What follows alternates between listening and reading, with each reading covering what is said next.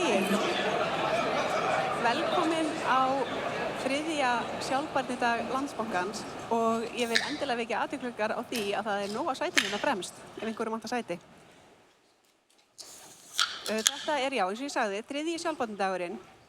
En ástæðan fyrir því að við hófum að vera með sjálfbærnidag fyrir 3 árum síðan til þess að stuðla að fræðslu sjálfbærni og til þess að heyra frá mismunandi atvinnugeirum hvað þeir sé að gera í sjálfbærnimálum og við hvaða áskorunir þau eru að glíma við og hvaða tækifæri blasa við þeim. Breytingarnar sem þurfa að eiga sér stað, þær munu ekki gerast nema atvinnulífið leggi sitt af mörkum. Við ætlum að hafa nokkuð þétta dagskrá hérna í dag. Það verða 5 frummælendur og við munum einnig hlýða á 2 örerindi. En ég hvet ykkur til að gefa ykkur tíma til að stoppa við eftir að formulegri dagskrá lýkur, fá ykkur að borða hérna frammi, smakka á sýnishornum sem verða í boði, styrkja sjálfbærni í tengslanetið og ræða þær spurningar sem kunna vakna í dag.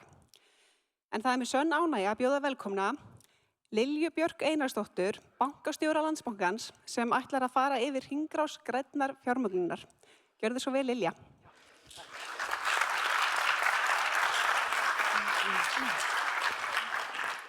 Góðan dag og verið velkomin í þriðja sinn í Grósku. Virkilega gaman að vera í þessu fallega húsi sem alltaf minnir mann svona á allt grænt og vænt. Það vel tekist til hérna í Grósku.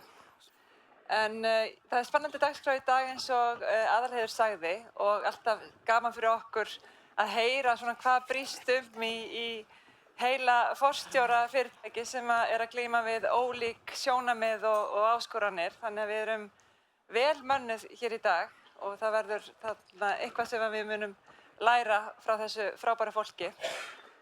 Landsbankinn banki, eins og þið vitið, og við erum samstarfsaðili eða viðskiptabanki fjölmargra fyrirtækja sem erum að glíma við áskoranir hvernig orkuskiptin fara fram, hvað hægt að gera, í hverju að fjárfesta, og svo allt hitt venjulega, hvernig að færa hluti frá A til B, reisa hús eða færa okkur vörur og þjónustu sem við viljum kaupa.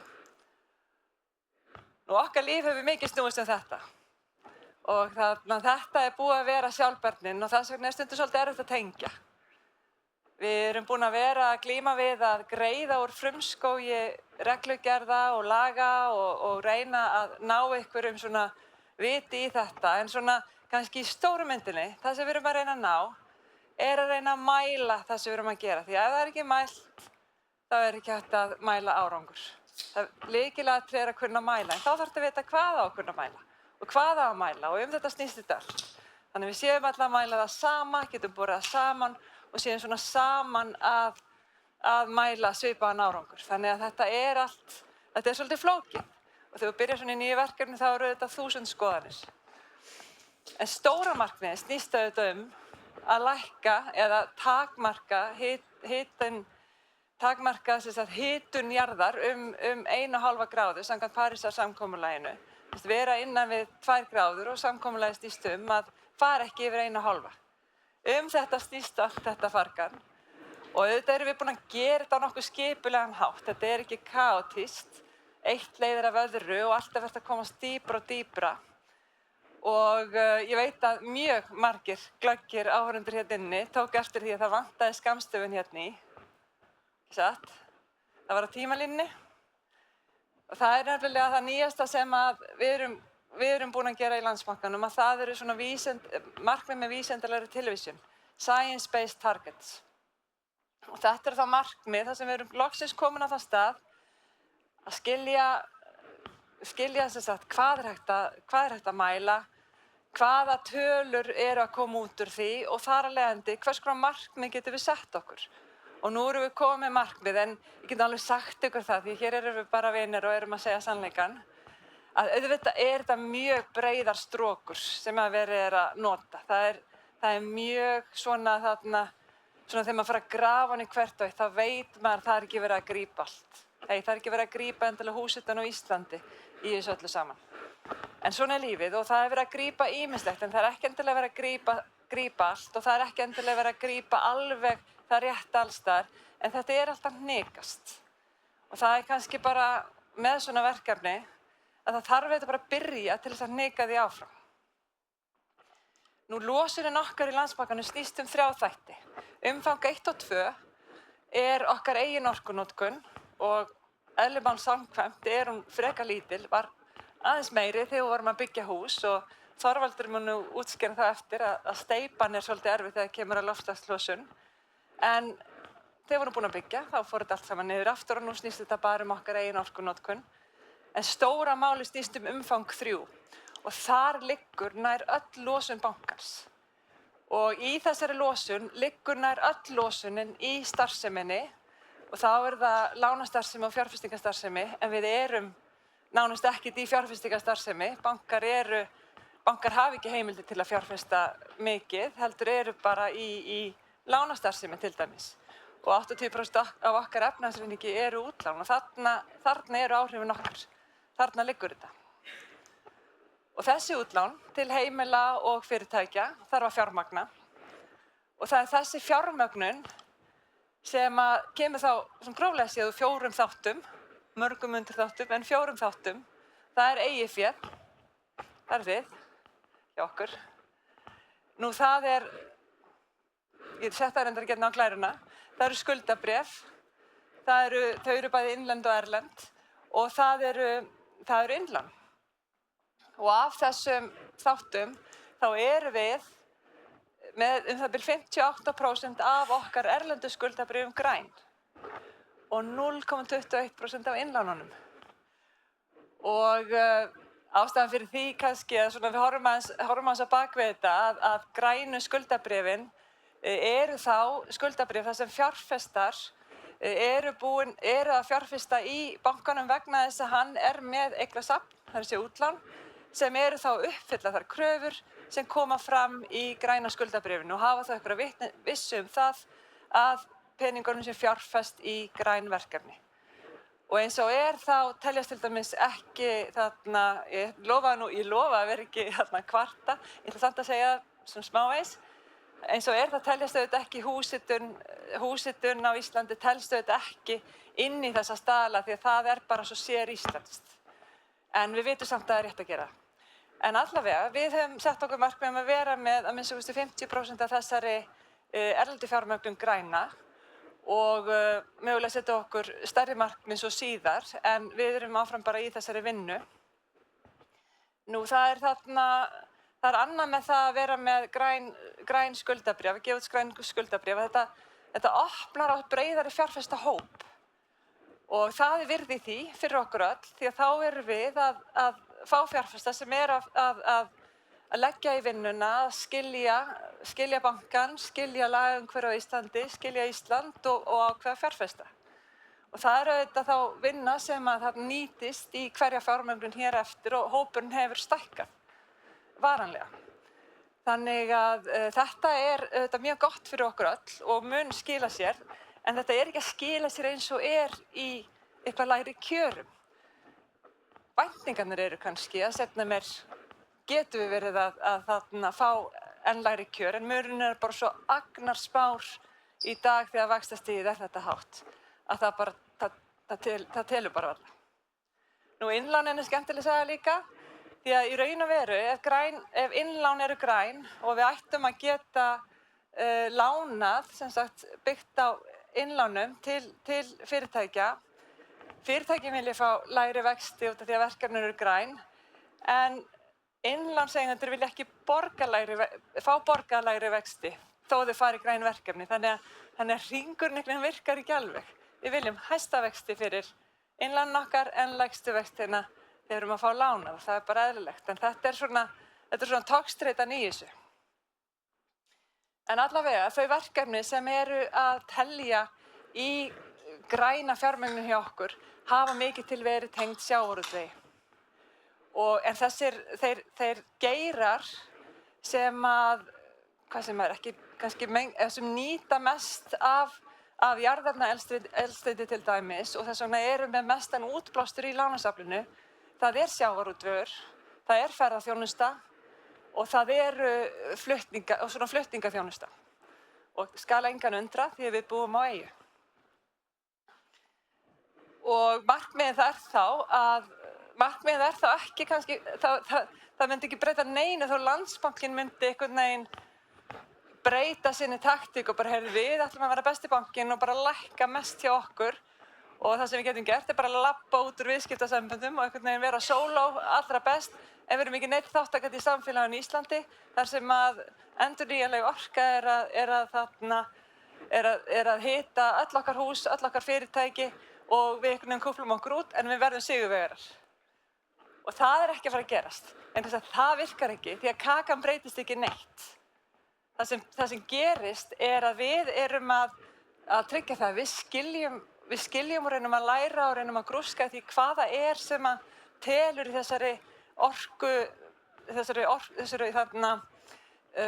umbreytingu á orkugjöfum og hvernig við getum stutt fyrirtæki standa með okkar viðskiptavinum og skilja það hvers vegna þeir þurfa að fara í ákveðna fjárfestingu, hvers vegna það er ekki hægt, hvaða tíma eru að tala og standa með okkar viðskiptavinum og vera með þeim í þessari skiptingu. Það telur það fyrir alla. Það er ekkert varið í það að vera einhvern kúplaksútur öllu samfélaginu og vera sigurvegari hér því að verkefni snýst alltaf að öll heildarkakan svona minnki, öll orkunotkurinn minnki og þá bara allir saman í þessu. Og það er alveg skiljanlegt að svona þegar stjórnir og stjórnendur fyrirtækja horfa svona í kringu sig og eru að velta fyrir sér fjárfestingunni í svona verkefnum að menn spyrja sig hvað má það kosta, hvað ætla ég að gera mikið, hvað get ég varið mikið af mínum tíma og tíma annarra í þetta verkefni og þetta eru stóra spurningar því að þetta krefst mikillar vinnu og það þarf að, eins og í skólarhristi, það þarf að klífa mikil fjall af reglugerðum og af alls konar skilgreiningum til þess að svona ná inn í kjarnan og oft missir maður kannski bara sjónar á markmiðinu meðan maður er að því. Það þarf fyrst og fremst þrautseigju og úthald, díla við forstjórann sem er bara, þetta er ekkert að ganga, ég get bara ekki verið að setja svona mikið í þetta því að þetta er ekki að skila og ég veit það. En svo svona smám saman, það byrjar alltaf að ná árangri. Þú byrjar alltaf aðeins að færast nær því að þrýsta á rétta aðila, að ná fram einhverjum breytingum og ég held að í dag með svona því að með samtalinu að heyra frá forstjórnum þessara 4 frábæru fyrirtækja, þá munum við átta okkur að því að áskoranir eru mjög margvíslegar. En það er okkar svona að reyna að þrýsta á rétta punkta til þess að geta einhvern veginn ná þessu markmið því að auðvitað er endamarkið gríðarlega mikilvægt og það er það sem við eigum að hafa augun á. Að við viljum öll ná þessu endamarki, við viljum bara skilja jörðina eftir góða en við viljum samt líka reka fyrirtækin okkar vel. Við viljum líka veita fólki atvinnu og styrna okkar viðskiptavinnu vel. Þannig að þetta er allt að haldast í hendur og þessi ólíku sjónarmið eru öll að togast í haustum á þessum 4 veit ég sem er að fara að tala hérna á eftir. Og svo ég kynni þau, þá ætlum við að heyra frá Vilhjálmi Má Þorsteinssyni hjá Eimskip, Steingrími Birgissyni hjá Höldi, við ætlum að heyra frá Þorvaldi Gissurarsyni hjá Þ.G. Verk og Ástu Fjellstedt hjá Festi. Og áður en við gerum það, þá ætla ég að kynna til leiks Halldór Björnsson. Nú ætla ég bara að kynna til leiks Heiðu því að hún er með fullan titilinn því að Halldór er sérfræðingur og ætlar svona að vekja okkur guðsótta loftslagsbreytingarnar sem er að koma og segja okkur vonandi eitthvað skemmtilegt þar og okkur þýðir það að við séum alltaf að fá rigning á Íslandi. Við heldum að við fengjum sól. En ég er rosalega góðan dag og ég vona að þið njótið erindana og hafið svo tækifæri til þess að smakka á sjálfbæru smakki hérna í lok dags. Gjör svo vel, Heiða.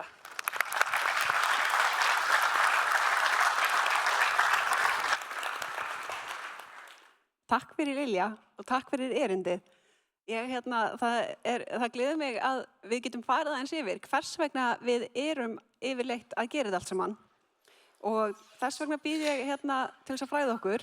Velkomin á svið, Dr. Halldór Björnsson, formann vísindanefndar loftslagsbreytingar og fagstjóra á Veðurstofu Íslands, en hann mun fjalla loftslagsbreytingar, afleiðingar og aðgerðir. Velkomin Halldór. Takk fyrir.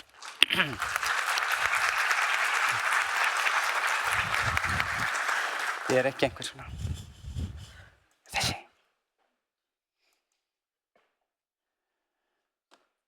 Góðan daginn. Ég heiti Halldór Björnsson og ég vinn á Veðurstofu Íslands. Ástæða fyrir sem ég hér svo líka að ég formaður vísindanefndar loftslagsbreytingar og við gáfum einmitt út skýrslu sem við kynntum í þessum sal fyrir nokkrum mánuðum síðan. Og þetta byggir á henni, þetta svokölluð fjórða samantекta skýrsla vísindanefndar loftslagsbreytingar. Að henni standa aðalega frá Veðurstofunni, Landbúnaðarháskólanum, Háskóla Íslands, Hafrannsóknastofnun, Náttúrufræðistofnun og svo embætti landlæknis og reyndar fólk úr vísindaheiminum alls staðar á Íslandi og víðar. Þegar svona skýrslur eru gerðar þá yfirleitt margir kaflar gerðu samantekt á hverjum kafla og svo samantekt úr samantektinni og svo endar menn á nokkrum samantektarsetningum sem svona það sem kannski límist í hausnum af fólki. Og hér ein samantektarsetningin, kannski svona svo stærsta áhrifin. Loftslagsbreytingar eru byrjaðar að breyta náttúrufari á Íslandi og lífsskilyrðum með vaxandi áskorunum fyrir efnahag, samfélag og náttúru. Hlýnunin á síðustu öld cirka 1 gráða og hún gerist í 2 skömmtum. Það að segja, hún gerist fyrst miðbik síðustu aldar og svo aftur núna á síðustu 2 áratugum, upp úr aldamótum. Miðbik síðustu aldar voru einstaklega hlý ár en innan hvers áratugs voru alltaf köld ár líka. Þannig að þegar maður tekur áratuga meðaltali þá fær maður þessa mynd hérna sem sýnir sem sagt tímann síðustu öld og meðaltal hvers eða þróun meðalhita hvers áratugs. Og þið sjáið bara hvað síðustu 2 áratugirnir skera sig algjörlega úr. Þetta hefur síðan haft ýmis áhrif, til dæmis það að úrkoma hefur aukist eins og framkom hérna áðan og það hefur síðan haft áhrif á skyndiflóð og slíkt og dæmið hér frá Seyðisfirði, skriðufall sem var ekkert sérstaklega stórt í sjálfu sér en olli alveg gríðarlegu tjóni og átti sér stað eftir alveg fádæma mikla úrkomu sem að sló öll met svo langt yfir að það ekki einu sinni hægt að reikna líkurnar á því, það endaði að vera 1 milljónasta hluti eða svo. Og fjall auk þess sem rigning á tíma sem að venjulega ætti að falla sem snjór. En það svo ef við höldum áfram og skoðum hvað gerist á næstu öld, þá beitum við loftslagslíkönum og þessu loftslagslíkön þau raunveru segja manni að miða við ítrustu losunar sviðsmyndir þá gæti hlýnað hér að meðaltali 3,5 gráður en svona jaðarinn fer yfir 4 gráður. En í þeim kaldar erum við reyndar að tala nær 1 gráðu og reyndar gætur farið niður fyrir og haft enga hlýnun. Það mikilvægt að hafa í huga þegar maður skoðar svona að þetta eru losunarsviðsmyndir. Það að segja, þetta ekki sviðsmyndir afleiðingar. Þetta einfallega þannig að menn reyna að búa til einhverja líklegar sögur hvað mikið losað og búa til nokkra sviðsmyndir af því og síðan það stungið inn í mörg loftslagslíkön og skoða hvað gerist og þá fáum við þessa meðaltalsniðurstöðu en þar inni mjög mikill breytileiki falinn sem menn hafi sjálf og sér bara loftslagslíkanir skilar sum líkön láta hafstrauma breytast gríðarlega mikið, önnur ekkert sammála láta það ekki gerast. Og þannig að þetta ekki loftslagslíkanir fyrir afleiðingar eins og eru kannski gagnlegastar fyrir fyrirtæki. Annað atriði hér á þessari mynd að þetta eru sem sagt 2 sviðsmyndir sem þið sjáið, bláa og rauða og svo svona grátt ský sem raunveru hvað loftslagslíkunum voru að segja myndi gerast á síðustu öld miðað við þann styrk gróðurhúsalofttegunda sem að þá var. Og aðalatriðið að loftslagslíkunin þurfa að vera svona, gefa okkur umslag sem passar við náttúrulegan breytileika sem þessi græna lína. Og það heppnast nokkuð vel sem segir okkur að líkunin að ná að meðaltala herma veðurfarið en þau ekki að herma þróun veðurs, þeim ekki ætlað að gera það.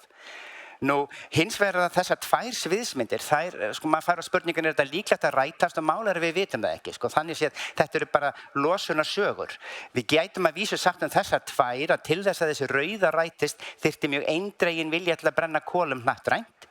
Til þess að þessi bláa rætist hefðum við eiginlega þurft að byrja að stíga bremsuna fyrir svona 10 árum. Þannig að þær 2 eru kannski frekar ólíklegar. Og maður taka fram að þetta það sem ég klippti út sem hlýnuna nærri Íslandi. Þetta yfirleitt keyrt fyrir hnattræn líkön, þannig að þessi sama mynd til hnattrænt. En af því að þessar 2 eru kannski ekkert endilega svo trúlegar að ganga eftir, þá getur maður líka tekið millibilsviðsmyndir og þessar 2 eru millibilsviðsmyndir og þar hlýnar 2 til 2,8 gráður. Og það kannski svona líklegt að það sé svo hlýnun sem við erum að horfa á, hún liggi einhvers staðar á því bili. Þetta mun síðan hafa gríðarleg áhrif hér á landi.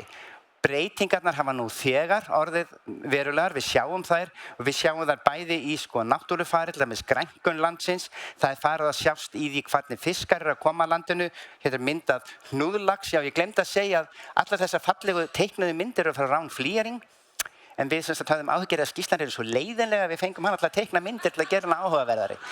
En og það hefur heppnast mjög vel. Hérna sjáum við hnúðlaxinn, þið megið giska hvaða fiskur hnúðlax. Það hérna síðan, auk þess náttúrulega að koma hér, hefur grænka landið, það eru hérna skordýr sem að vistfræðingar kalla álag eða pestir, sem eru farin líka að leggjast á hérna á gróður, og við náttúrulega verðum líka vöruð bara þegar við leggst á okkur. Og hérna, þetta alltaf gerast. Annað atriði sem kom mjög skýrt fram í skýrslunni að loftslagsvandinn efnahagsmál og það eru vaxandi samfélagslegar áskoranir tengdar honum. Og þá komum við að þessum sviðsmyndum sem eru sviðsmyndur afleiðingar. En sem sagt, seðlabankar heimsins fóru mjög hratt í að skoða þetta fyrir svona, upp úr 2016 minni mig. Og þeir áttu þessi fljóta á því að það voða lítið á þessum sviðsmyndum IPCC að græða beint, því að þær eru ekki sviðsmyndur afleiðingar.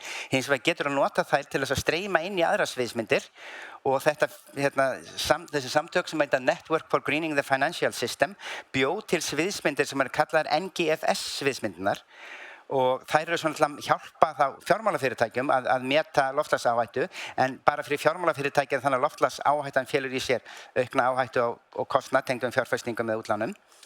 Og hérna,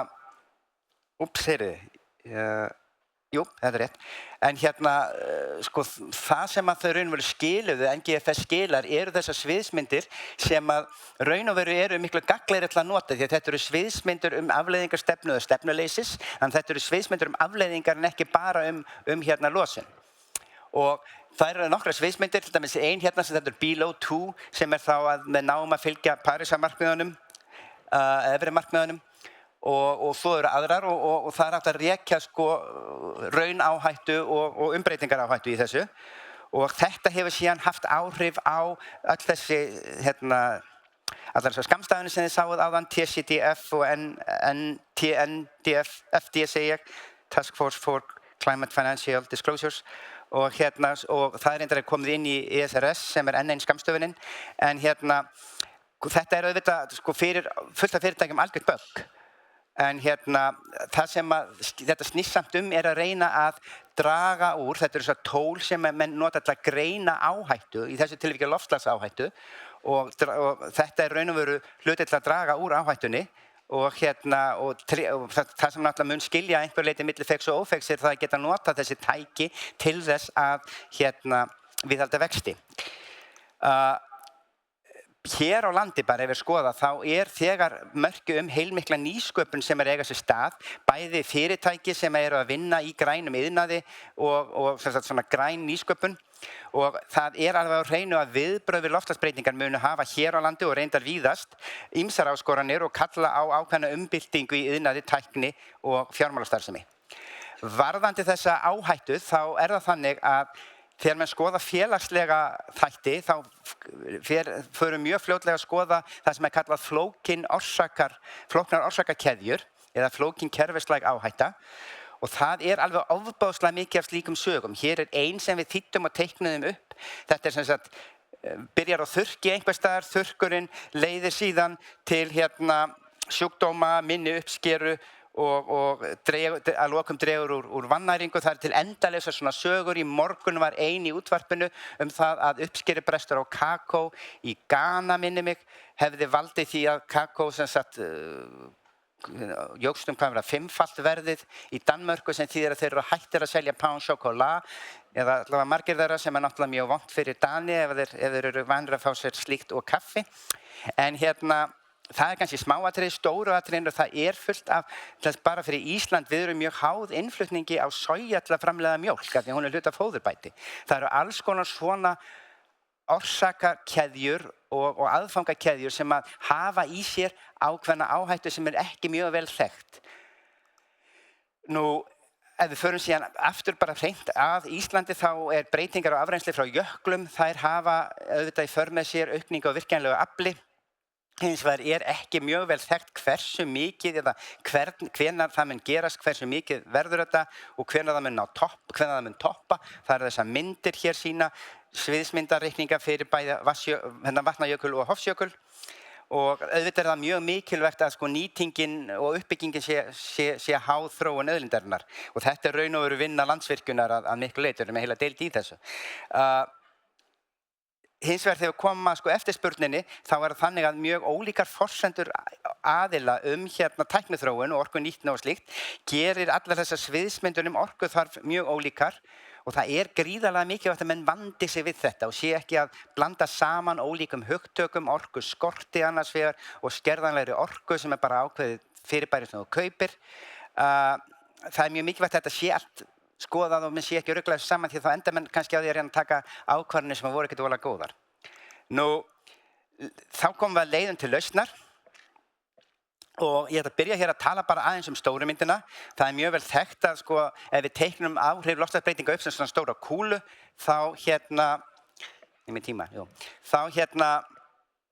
það þannig að við getum hugsað okkur að þetta áhrifin séu þarna og við getum gert eitthvað í þessu. Fyrsta sem okkur dettur í hug og besta sem við getum gert raun og veru að draga úr losun, þá minnkum við áhrifin eins og þið sjáu, það dregst saman þarna og þetta oft kallað líka mótvægisaðgerðir.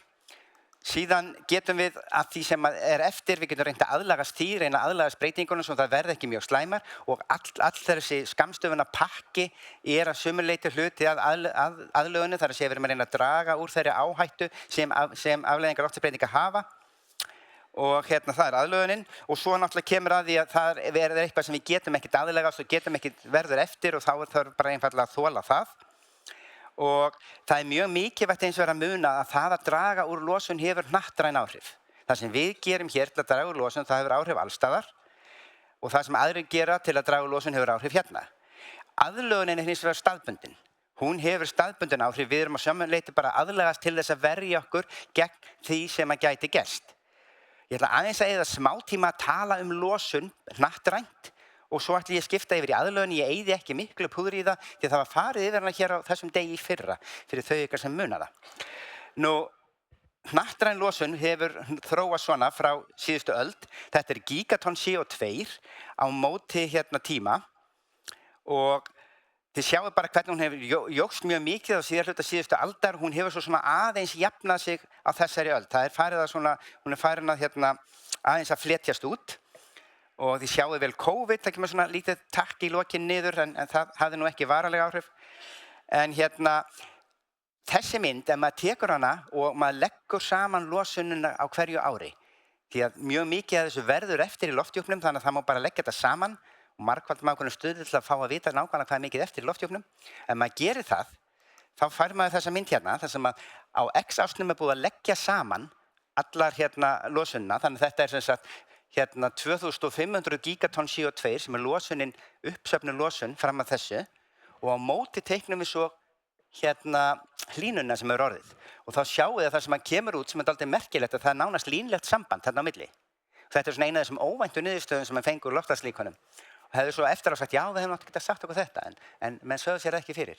Og en tilfellið við erum búin að losa þess að 2500 og það cirka rúmlega 1 gráða sem hefur hlýnað og ég kom aðeins betur á þessari mynd en ég vil halda því fram að þessi mynd sé sennilega svo mynd sem að þið hafið ekki séð sem hefur samt sem aður haft mest áhrif á okkur. Bara kannski vissu það ekki. En fyrst ætlum við aðeins að kíkja á bara losun nokkura aðila. Þetta frá 1960, losun til dæmis ESB, losun Bretlands, losun Bandaríkjanna, Indlands, Kína og svo Ísland haft með svona þó að við séum náttúrulega miklu minni. Þið sjáu það að þið kíkið á þetta. Þetta losun í sem sagt milljónum tonna CO2. Þetta sem sagt allt samfélagi nema landnotkun sem hérna inni. Og ef við byrjum 1960, þá sjáum við að Bretland byrjaði að draga úr losun svona upp úr 1975 cirka. Og Evrópubandalagið á sama tíma, mjög mikið af þessu skipti yfir í úr kolum yfir í jarðgas, segi ég. Bandaríkin byrjuðu ekki að draga úr losun fyrir upp úr aldamótum, Ísland svona sama tíma kannski eftir hrunið. Kína og Indland hafa hins vegar aukið losun en það eru þau sem við köllum nývaxandi iðnríki. Bara benda á eitt með Ísland að þegar við skiptum úr kola eða olíukindun inn í jarðhita, hitaveitur, þá sést það ekkert mikið. Því að við jukum losun á öðru leyti mjög mikið. Þannig að við getum ekki sagt að við höfum staðið okkur miklu betur en hinir, við erum eftirbátar. Og vissulega þetta miklu minni losun en því að við erum svo fá, en ef við bara deilum með fólksfjölda, þá erum við svona á niðurleið, við erum alveg fyrir ofan margar af samkeppnisþjóðum okkar, en vissulega ekki fyrir ofan Bandaríkin. En þá kem ég aftur að þessari mynd hérna, og hún sýnir sem sagt þessa losun og samhengi sem ég var að tala það hvað við höfum losað mikið og hvað hefur hlýnað mikið, og ef við framlengjum hana síðan með ólíkum sviðsmyndum til ársins 2050, þá sjáum við að þetta línulega samband, ef það heldur áfram, þá það þannig að ef ég losa, ég í 2500, ef ég fer aðeins yfir 3000, þá mun ég hitta 1,5 gráðu. Ef ég fer yfir 4000, þá mun ég hitta 2 gráður. Niðurstaðan er raun og veru sú að þetta setur okkur ákveðin kvóta fyrir hnöttinn. Það má ekki losa meira en svo mikið, þá förum við yfir þau mörk sem við höfum sett okkur. Og það þess vegna sem þessi mynd hefur haft gríðarlega mikil áhrif, og hún hefur gjörbreytt í hvernig menn nálgast þetta. Þessi aðferðafræði sem við notum í Kyoto-sáttmálanum, hún löngu farin. Það talar enginn hana lengur. Því að málið við erum komin í þetta ástand hérna, og ég bað ChatGPT að teikna þessa mynd fyrir mig, og það var við. Þetta sem sagt baðker sem að fyllast. Það eru margir kranar sem þá eru margar ólíkar þjóðir sem að fylla þetta, og eins og ég sagði, við erum eftirbátar, en það skiptir engum máli, það mun enginn spyrja okkur hvers vegna stóðu ykkur svona, eða hvers vegna gerist þetta svona. Þetta var bara, efnahagsþróunin var svona. Það aðalatriði sem spyrja núna hvað getur þú gert að draga eins mikið úr losun og mögulegt Og það það sem við erum. Og það skiptir engum máli í hvaða samhengi við erum, við munum alltaf þurfa að gera það. Og það verður einfaldlega ekki skorast undan því að karið að fyllast. Í þessu, bara í lokin, þá mjög auðvelt að fallast hendur og halda að allt sé komið á versta veg. En tilfellið ég ætla bara að taka 2 glæður að sýna 2 dæmi hérna. Það stefnir mjög margt í rétta átt, en það má betur duga skars. Til dæmis það þannig að kolefnislausir orkugjafar saxa hægt og rólega á jarðefnaeldsneytisgjafa. Dæmi hér frá 2009 var það þannig að kol og jarðgas voru ódýrust, en núna orðið þannig að langódýrustu orkugjafarnir eru vindorka á landi og sólarorka. Og þess vegna eru þessir orkugjafar að vaxa miklu hraðar en hinir. Eins ef við skoðum samgöngur, þetta bara hluti losunar fyrir ólíka tegundir samgöngumáta. Þið sjáu að einkabíllinn 45%. Þar það þannig, og þetta eina af þessum áhugaverðu staðreyndum sem maður vissi kannski ekki, að fjöldi framleiddra jarðefnaeldsneytisbíla, bensín og dísel, náði hámarki árið 2017. Hefur síðan dregið saman. Allur vöxtur í bílaframleiðslu í rafmagnsbílum. Þannig að rafmagnsbílarnir munu ná markaðnum, en það tekur dálítið langan tíma því að bílar náttúrulega lifa lengi og það ennþá verið að framleiða fullt af hinum. En aftur þetta, það þarf að hraða öllum þessum breytingum, og þá komum við að því að það brýnnar bjartsýni þörf, það engin tími til stefnu, verkefnið leysanlegt, en það þarf að prófa allar hugsanlega lausnir. Og hérna bók bara dæmi hugsanlega lausnir, hún Drawdown, það hægt að googla nafnið og þá þarf maður ekki að kaupa hana því að maður fær listan lausnirnar. Þær munu sennilega ekkert allar virka. Það kemur nefnilega að því að fæstar lausnir sem við prófum virka, en ég nokkurn veginn vissum að okkur mun verða illa við margar af þeim sem virka. Og þessi bók eftir mann sem heitir David Hone, og hann vann hjá Shell lengi, og hann mjög hrifinn af niðurdælingu. Og þá það þannig að olíufyrirtækin raun og veru munu bara dæla niður 72 hlutanum og selja svo einhver rafeldsneyti. Og það þarf hins vegar kerfislæga breytingar til þetta gerist. Þetta ekki eitthvað sem við ein getum gert. Og þessi bók ég hafði aðalega með af því að Financial Times taldi þetta eina af bestu bókum síðasta árs. Og hún raun og veru hvernig eigi að ná þessu miklu hraðar en við erum að gera. Og með svona kerfislægum breytingum. Þessi maður var einn af aðalsamningmönnum Breta á tímabili. Og svo ef við erum að tala bækur sem hafa fengið verðlaun, þá þessi bók margverðlaun og verður sennilega einhvers staðar valin besta bók þessa árs, en hún það að þetta í sjálfu sér hægt, en það liggur á. Og það þannig sem ég kalla þetta brýn bjartsýni, hún höfundurinn, Hannah Ritchie, talar urgent optimism, og ég þýddi þetta sem brýn bjartsýni þar sem það liggur á, og þetta líka brýnur okkur til dáða. Nú þá ætla ég bara að taka eina glæru aðlögun. Aðlögun í sjálfu sér það að undirbúa samfélag og kerfi og náttúru undir áhrif loftslagsbreytinga, lágmarka skaðlegar afleiðingar þeirra og nýta möguleg tækifæri. Og lykilþáttur í þessu náttúrulega að tryggja að langtíma viðbrögðin séu í lagi með það í markmiði að vernda fólk og lífsviðurværi. Og til þess að gera þetta þarf mjög mikið af áhættumati, bæði vegna beinna áhrifa og líka vegna þessara flóknu kerfislægu áhættu sem ég talaði Það hér samkeppnishæfni fyrirtækja mun að miklu leyti ráðast að því hversu vel þau ná utan þetta, hvernig þau ná að nota þessa súpu af skammstöfunum til þess að kreista út gagnsæi og eitthvað sem getur hjálpað þeim við í sínum rekstri, því að þetta alltaf dálítið mikið spurningin að gera betur en aðrir.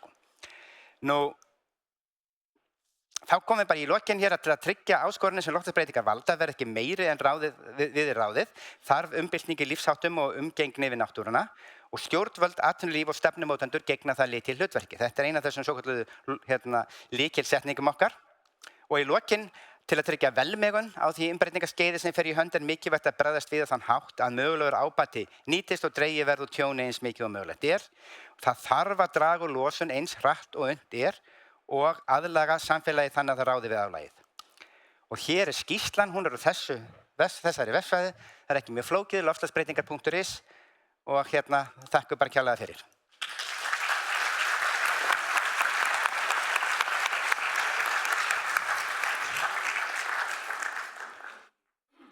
Takk fyrir, Halldór.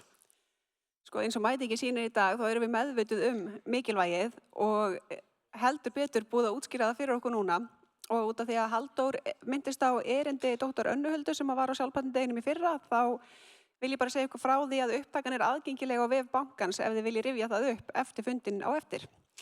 En nú býð ég velkomin Vilhelm Má Þorsteinsson, forstjóra Eimskips, með erindið Sjálfbærni í ólgusjó. Velkomin, Vilhelmur.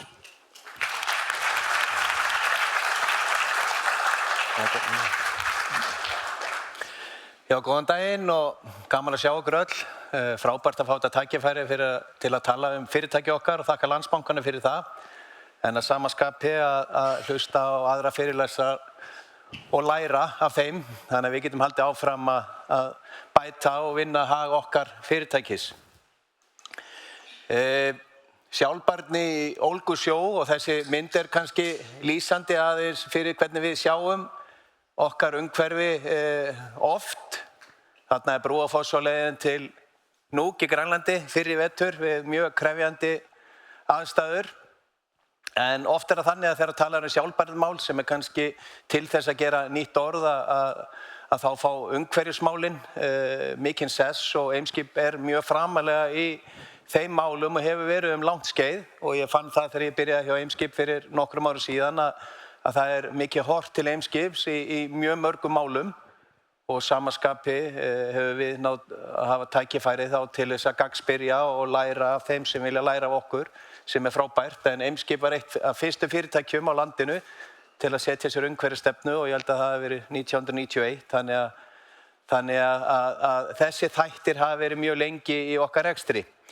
En ef við förum aðeins og ég byrja aðeins að segja ykkur frá Eimskip, það kannski ekki allir sem gera sig grein fyrir því að Eimskip sem íslenskt fyrirtæki að við erum hins vegar mjög alþjóðleg. Við erum í 20 löndum, 57 mismunandi starfsstöðvar, rekum 16 skip, þar af 10 gámaskip í millilandasiglingum. Við breyttum okkar siglingakerfi fyrra árinu eftir margra mánaða vinnu meðal annars til að geta að stuðla að auknum áreiðanleika fyrir okkar viðskiptavini en líka til að draga úr okkar kolefnisfótspori og við vorum að vonast til þess að við myndum draga 7% úr okkar losun. Stærsta verkefni okkar skipin ef við tölum umhverfisþáttinn. Niðurstaðan var sú að við náðum að minnka losun á milli fjórðunga eins og þarna sést 8%. Þannig að það mjög mikið í starfsemi eins og okkar að sjá það á milli fjórðunga og við erum geysilega ánægð með það. En þið sjáu þarna líka að Eimskip snerti mjög marga anga. Við rekum fjöldan allan af frystigeymslum, vöruhúsum, fjölmörgum löndum og erum með rétt rúmlega 1700 starfsmenn og þar af 900 á Íslandi sem þýðir að við erum með rúmlega 800 starfsmenn erlendis. Og bara svona rétt til að gefa ykkur dæmi, við erum 90 starfsmenn í 4 skrifstofum í Kína, 160 manns sem einn stærsta starfstöðin okkar erlendis í Danmörku, rétt 100 í Færeyjum og rétt tæplega 100 í Hollandi sem dæmi sér tekið. En þessi mynd kannski sýnir ekki síður betur Eimskip og virðiskeðjun okkar vegna þess að þetta ekki bara skipin eða bílarnir á þjóðvegum, heldur angi okkar í gegnum vöruhús eða flutningabíla eða aðra þjónustu. Við líka bjóðum okkar viðskiptavinum upp á flugfraktlausnir og annað slíkt. Þannig áhrifin okkar eru mjög víða og við þurfum að hugsa umhverfið en við þurfum líka að hugsa þessa samfélagslegu þætti sem eru S-ið og síðan governance eða struktúrin sem við vinnum eftir. En ég var svo heppinn að þegar ég byrjaði ársbyrjun 2019 og átti samtali gegnum ráðningarferli við stjórn og til þess að gera þá nýja eigendur, leiðandi eigendur sem voru komnir að félaginu, að þeir vildu ná fram miklum árangri í rekstri og ákveðnum breytingum á rekstrinum, allt frá því að ná kannski tökum á okkar kjarnastarfsemi sem gámasiglingakerfið sem var því miður hafðum nokkuð skeið þá verið rekið með tapi, yfir í að samþætta reksturinn, hafa búið að vera þarna ár uppbyggingar og uppkaup á fyrirtækjum erlendis, sameina skrifstofur, samþætta þessi uppkaup inn í núverandi. Við fórum í að straumlínura reksturinn víða, fækkuðum töluvert starfsfólki sem var auðvitað mjög krefjandi, en það gilti líka í framkvæmdastjórn og stjórnunarstöðum, alveg eins og almenna starfsmenn. Yfir í kannski það sem mest krefjandi öllu þessi kúltúrbreyting sem við erum að vinna að og færa starfsfólki nær hvort öðru, brjóta niður múra, auka upplýsingaflæði, gera aðgengi að upplýsingum og árangur okkar í rekstri miklu sýnilegra og síðan að styrkja stjórnskipulagið okkar, það sem þá undir G-inu. Svona túlkaði ég skilaboðin frá stjórn á sínu tíma og setti þetta svona niður og við höfum fylgt þessu alla götu síðan og gagnast vel og við erum til dæmis mjög stolt af því að þegar við fórum í gegnum það að hagræða í fyrirtækjun okkar og að bæta sérstaklega gámasiglingakerfið. Við gerum það með að fækka skipum, breyta siglingaleiðum, fjárfesta í landi, í krönum og öðru til að geta snúið skipunum hraðar. Þar með gátum við siglt skipunum hægar, eytt minni orku, minnkað umhverfisáhrif og svo framvegis. Að við ákváðum að byrja að taka til í okkar eigin garði og hagræða og sjá hverju það myndi skila okkur áður en að við þyrftum þá mögulega að banka upp á hjá viðskiptavinum og segja að við þyrftum að verðleggja þjónustunum með einhverjum öðrum hætti. Sem varð á endanum niðurstaðan en við vorum minnsta kosti búin að taka til í okkar eigin garði áður en við fórum þangað. Eitt af þessu sem við áttum okkur á þegar við fórum að vinna í þessu stjórnskipulagi sem var kassinn þarna lengst til hægri að við þurftum að ná miklu betur utan ramman varðandi sjálfbærnimálin og þá sjálfbærnimálin í víðara samhengi. Bæði sem sneri að starfsfólkinu okkar, stjórnskipulaginu en líka umhverfismálunum. Enda erum við mjög víðfeðmum og fjölbreyttum rekstri. Þannig að við fórum í gegnum heilmikla vinnu, fengum ráðgjafaborðinu og bjuggum til sérstakt sjálfbærni skipurit. Og þið sjáið það að ég ber þá ultimately ábyrgð á þeim málaflokki hjá okkur. Við erum með starfsmann sem svona verkefnastjóri og að keyra mikið af þessu verkefnum áfram. En við áttum okkur líka því að sjálfbærnimál ekki einkamál eins starfsmanns eða verkefnastjóri eða sjálfbærni sérfræðings. Við þurfum þetta út í gegnum allt fyrirtækið og þar leiðandi mikið af stjórnendum og sérfræðingum sem að vinna þessum málum og við settum ákveðna framkvæmdastjóra ábyrga fyrir hverju og einu af þessu boxi. Þetta erum við að ræða í framkvæmdastjórn en síðan eru þeir þá eigendur þessara stærri verkefna sem við erum að keyra áfram. Í framhaldi af þessu þá dustum við rykið af sjálfbærni markmiðum félagsins og uppfærðum í takt við kröfur sem til okkar eru gerðir, líka í krafti það sem að samtöl við viðskiptavin og byrgja leiðir af sér. Og þetta eru okkar opinberu markmið.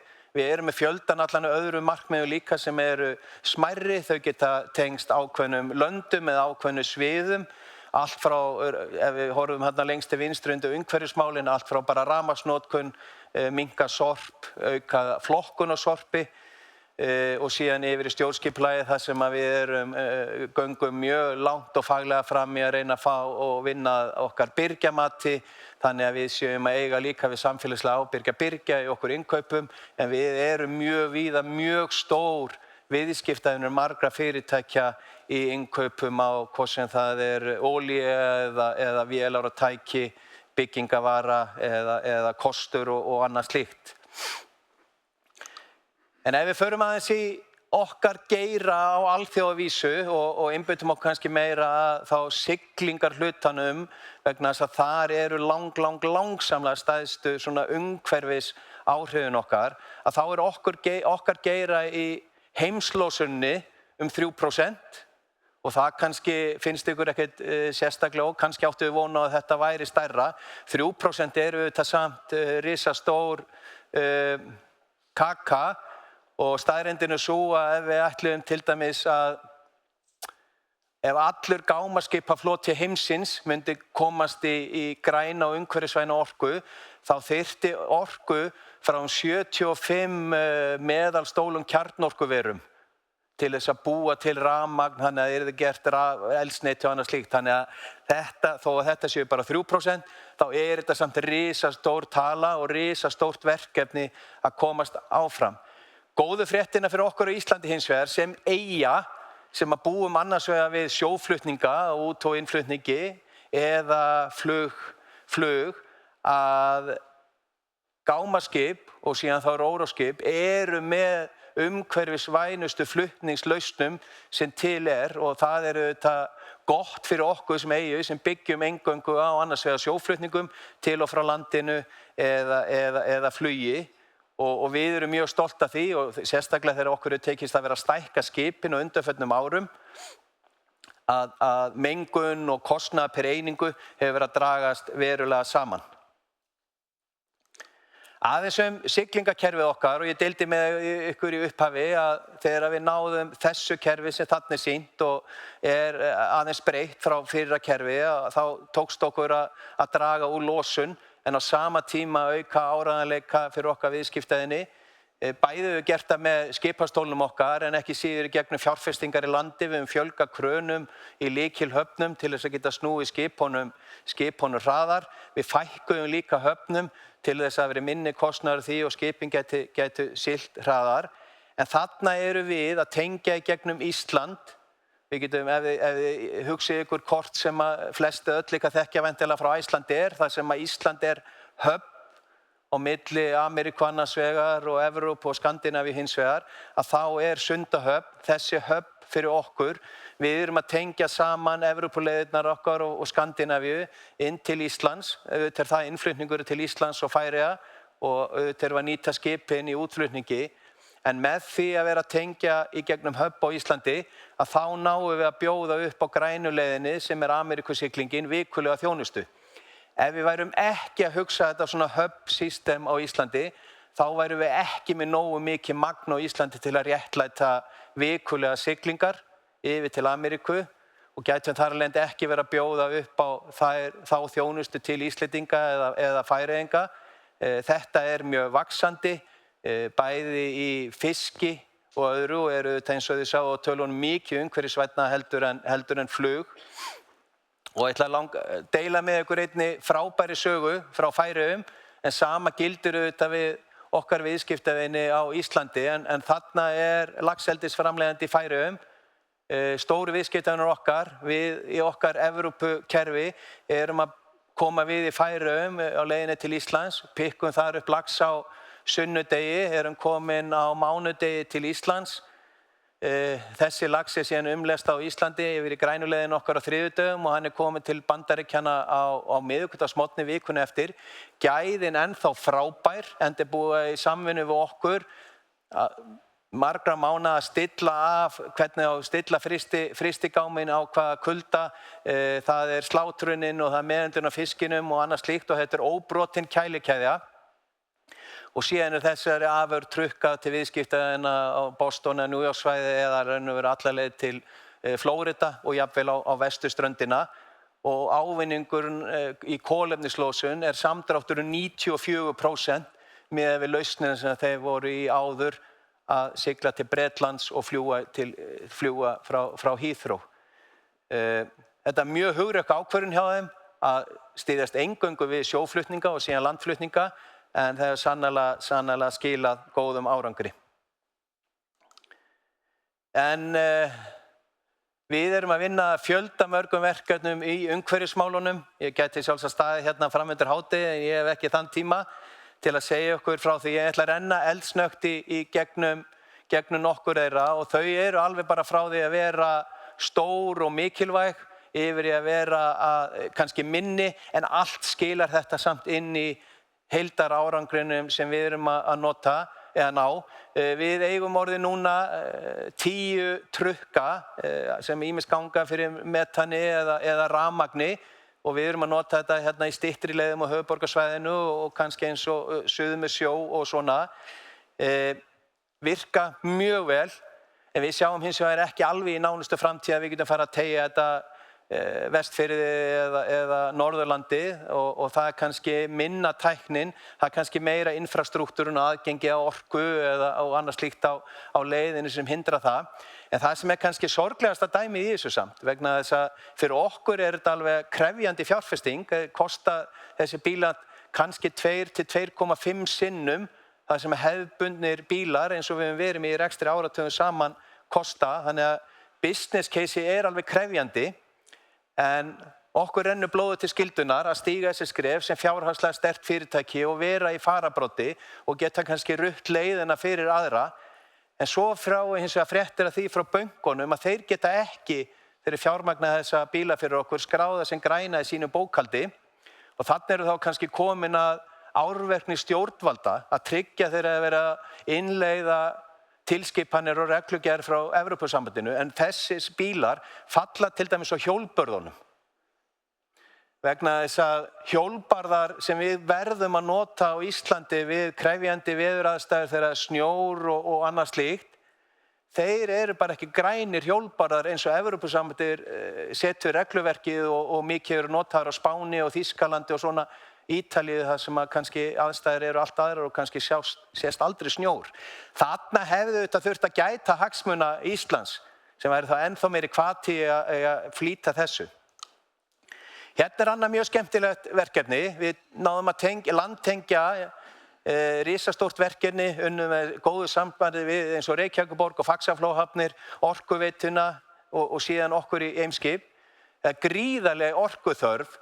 Og bara að gefa ykkur dæmi að við með því að landtengja alltaf þessi skip þau eru höfni í Reykjavík, þá erum við að spara 160 tonna olíu á ári sem við værum annars vegar að brenna. Þetta líka umhverfisvænt út frá hljóðmengun, en orkan sem þarf í þetta á við svona 1200 manna lítið samfélag út á landi. Þannig að þið sjáu það að þetta rosaleg orka sem fer í að knýja þá ljósavélar og annað, þannig að skipi geti verið heitt og sinnt frystigámunum borð og annað þegar skipið í landi.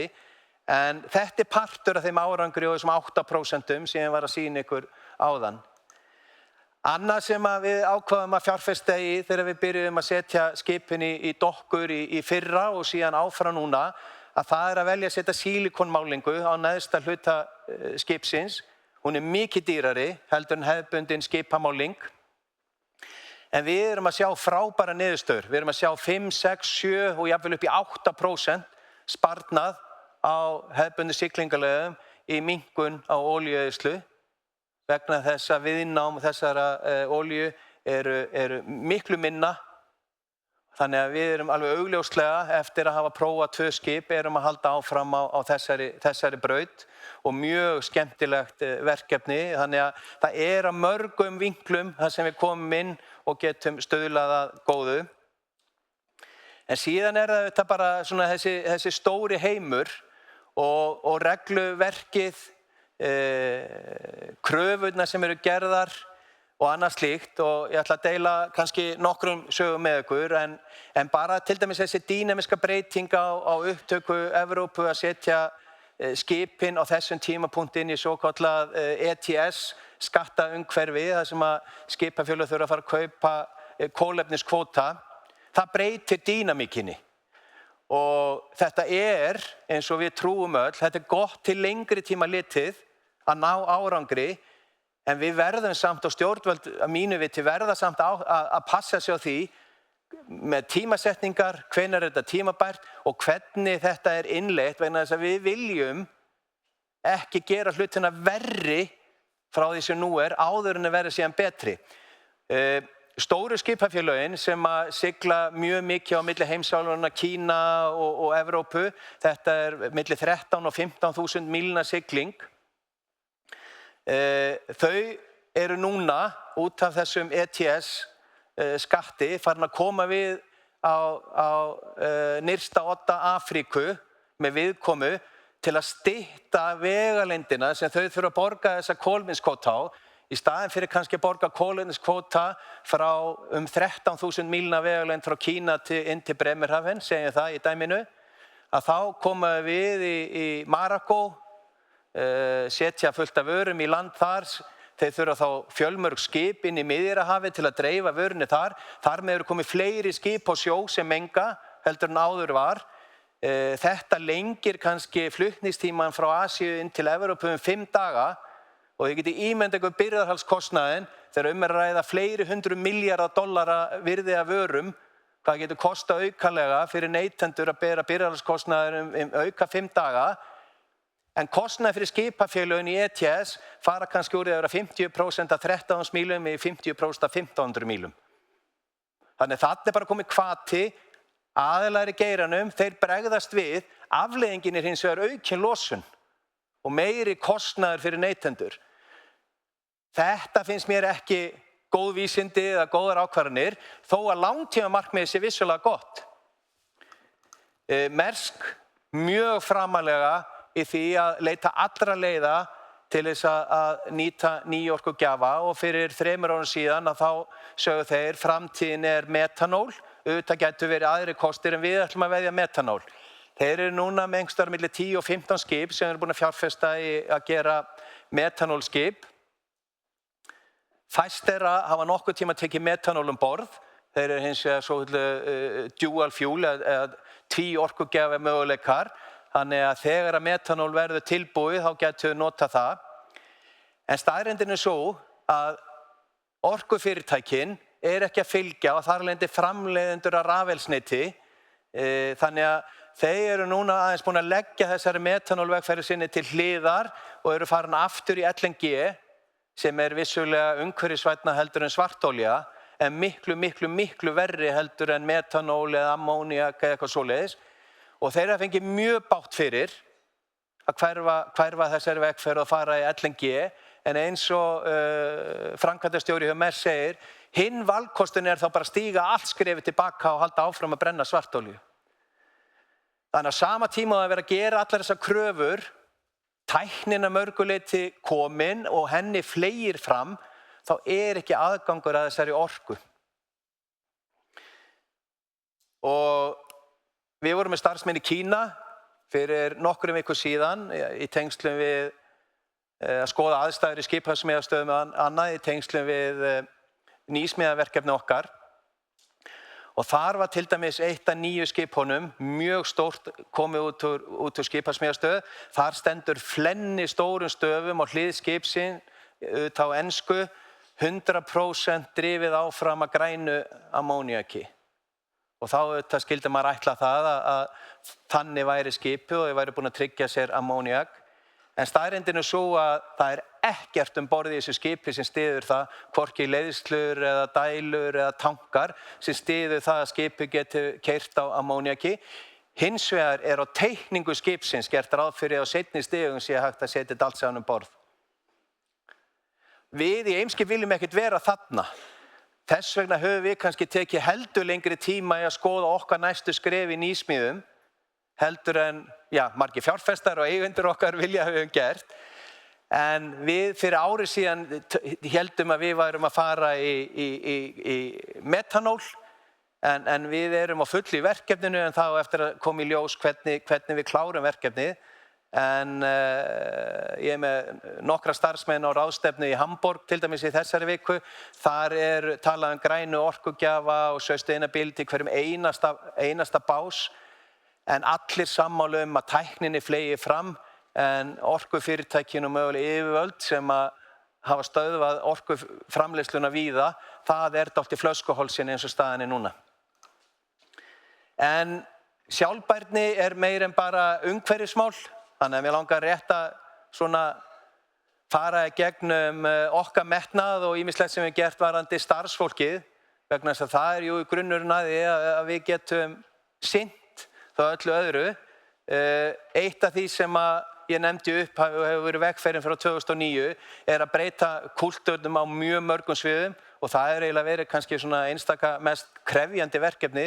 Nútímavæða fyrirtæki hugsunarhætti, deila upplýsingum og fá miklu fleiri með í að reka fyrirtækið. Það hefur skilað frábærum árangri í starfsánu könnun og við settum nú met í fyrirtækinu þegar okkur tókst af 1700 eitthvað starfsmenn og tókst okkur að fá yfir 1500 til að svara starfsmannakönnunni síðasta vor og það ekkert hlaupið að því í fyrirtæki eins og okkar. Það sem mjög margir ekkert að vinna með tölvur eða fram að tölvu eða aðgangur slíku. Þannig að þarna þetta bara starfsmannahaldið okkar víða heim, eltandi þessa starfsfólk og búa til aðstöðu fyrir starfsfólki með tölvu og aðgang og gegnum síma og annað slíkt til að tryggja þessa vegna þess að við að fá svo gríðarlega mikilvægt feedback fyrir okkur til að vinna með sem við höfum verið að gera. Annað sem ég rosalega stoltur af hvernig við höfum sinnt okkar leiðtogaþjálfunarmálum síðustu ár. Við erum búin að keyra 4 alþjóðlega hópa gegnum leiðtogaprógrammu síðasta ári, rétt ríflega 130 manns. Framkvæmdastjórnin mjög virk í þessu ferli. Allir framkvæmdastjórnar koma að segja sína reynslusögur og annað slíkt, meðal annars og taka þátt með öðrum hætti. Og við erum með á milli 30 og 40 starfsmenn sem hafa fengið framgöngu í starfi eða nýjar áskoranir af þessum 130 og höldum vel utan þetta og erum mjög stolt af því. Sjálfbærnimálin, stjórnskipulagið, það hefur líka fengið mikla vikt hjá okkur. Það auðvitað ótrúlega mikið af reglugerðarverkum sem við erum að glíma við. Við höfum reynt að líta á það sem tækifæri, þó vissulega kannski sé það áskorun þegar þetta skellur á okkur eða í undirbúningi, en við reynum alltaf að líta á þetta sem tækifæri þeim skilningi að bæta ferlan okkar, breyta vinnubrögðum, nýta þetta í fræðslu og reyna að ná svona jákvæðu impakti, en auðvitað þetta miskrefjandi. Við horfum líka til þess að gervigreindin, núna erum við nú þegar að nota hana eins og í fræðslumálunum. Við erum að nota hana vaxandi í okkar starfsemi og við erum, ég held að eitt af fáum fyrirtækjum á Íslandi sem með stjórnanda sem ábyrgur, hann bara Head of Artificial Intelligence, það bara yfirmaður gervigreindar, það bara sjálfstætt starf hjá okkur. Þannig að við erum farin að sjá þetta í vaxandi mæli og ætlum að vera framalega í þessu. Engin spurning að það getur minnkað sóun, það bætir þjónustu í viðskiptaðinni, það býr til á endanum skemmtilegu störf fyrir starfsfólki okkar, bætir þjónustuna. En reglugerðarverki hins vegar, Lilja var ekkert með ósvipaða mynd í sínu erindi. Ég hefði getað sett ýmislegt fleira þarna undir og ég hefði sjálfur sem getað tekið allan fyrirlesturum bara að tala þessa mynd. En hún mjög krefjandi og hún getur líka verið mismunandi krefjandi á milli fyrirtækja. Við þökkum fyrir það flestum stundum að við séum stórt íslenskt fyrirtæki. Við höfum þó minnst að kosti tækifærin til þess að setja starfsfólk í þessi verkefni. Maður finnur til með mörgum minni fyrirtæki sem kannski hafa ekki mannauðinn til þess að ráða hreinlega við mikið af þessu sem að koma og þarf að innleiða og standa skil á. En að sama tíma hafa maður líka stundum fúll yfir því að við erum til dæmis eina íslenska skipafélagið. Samkeppnin okkar færeysk, hollensk, það ekkert annað íslenskt fyrirtæki og mikið af þessu sem þarna gerir ríkari kröfur á okkur sem íslenskt fyrirtæki heldur en samkeppnisfyrirtæki sem við erum að glíma við. Og það gerir okkur margan hátt erfiðara fyrir að veita þjónustu á samkeppnishæfu verði eða standast þau skilyrði. Og við viljum ekki að segja einhver hvati, þannig að Eimskip verði enn eitt fyrirtæki sem hugsi að kannski Ísland ekki rétti staður en fyrir höfuðstöðvarnar. Engin slík umræða fari stað, en við viljum ekki að slík umræða fara stað heldur. En það þarf að hugsa þessa þætti. Drögum þetta þá saman í restina. Það ekki þessir, eins og við sjáum það þarf allt að koma saman. Það eru við í Eimskips, fjölskyldunni. Ef við erum ekki á tánum, þá munum við bara dragast aftur úr, og ef við erum ekki að hugsa regluverkið og annað, eða þarfir og vilja viðskiptaðina, mjög margir viðskiptaðina gera ríkar kröfur á okkur, en ég hef alveg líka átt samtali við viðskiptaðina sem segja, ég hefði verið til í að borga aðeins meira og þú hefur siglt skipinu hraðar, ég veit að eyði meira en ég hef alveg verið til í það. Yfir í viðskiptaðinni sem að fögnuðu mjög mikið breytingunum sem við gerðum vegna þess að við sá áhrifin á umhverfið og annað slíkt. En viðskiptaðinni á Byrgjar, tæknin, hún þarf að fylgja, hún á fleygiferð, nýsköpun, en ef að yfirvöldin ekki að undirbúa jarðveginn, með sína lengri tíma stefnur en gera hlutina verri til skemmst tíma, það getur þýtt að hvatarnir fyrir rekstraraðila, hvort sem það eru við eða samkeppnisaðilarnar, viðskiptaðirnar Byrgir, verði eitthvað bjagaðir.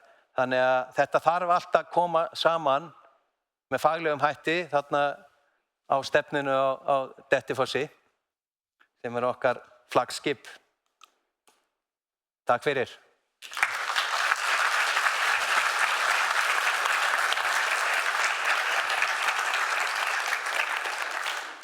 Takk fyrir, Vilhelm. Það óhætt að segja að það séu krefjandi áskorunir framundan. En næst ætlum við að fá fyrra örerindi dagsins. Hún Fjóla Einarsdóttir frá Lifefood ætlar að segja okkur aðeins frá því hvað þau eru að gera.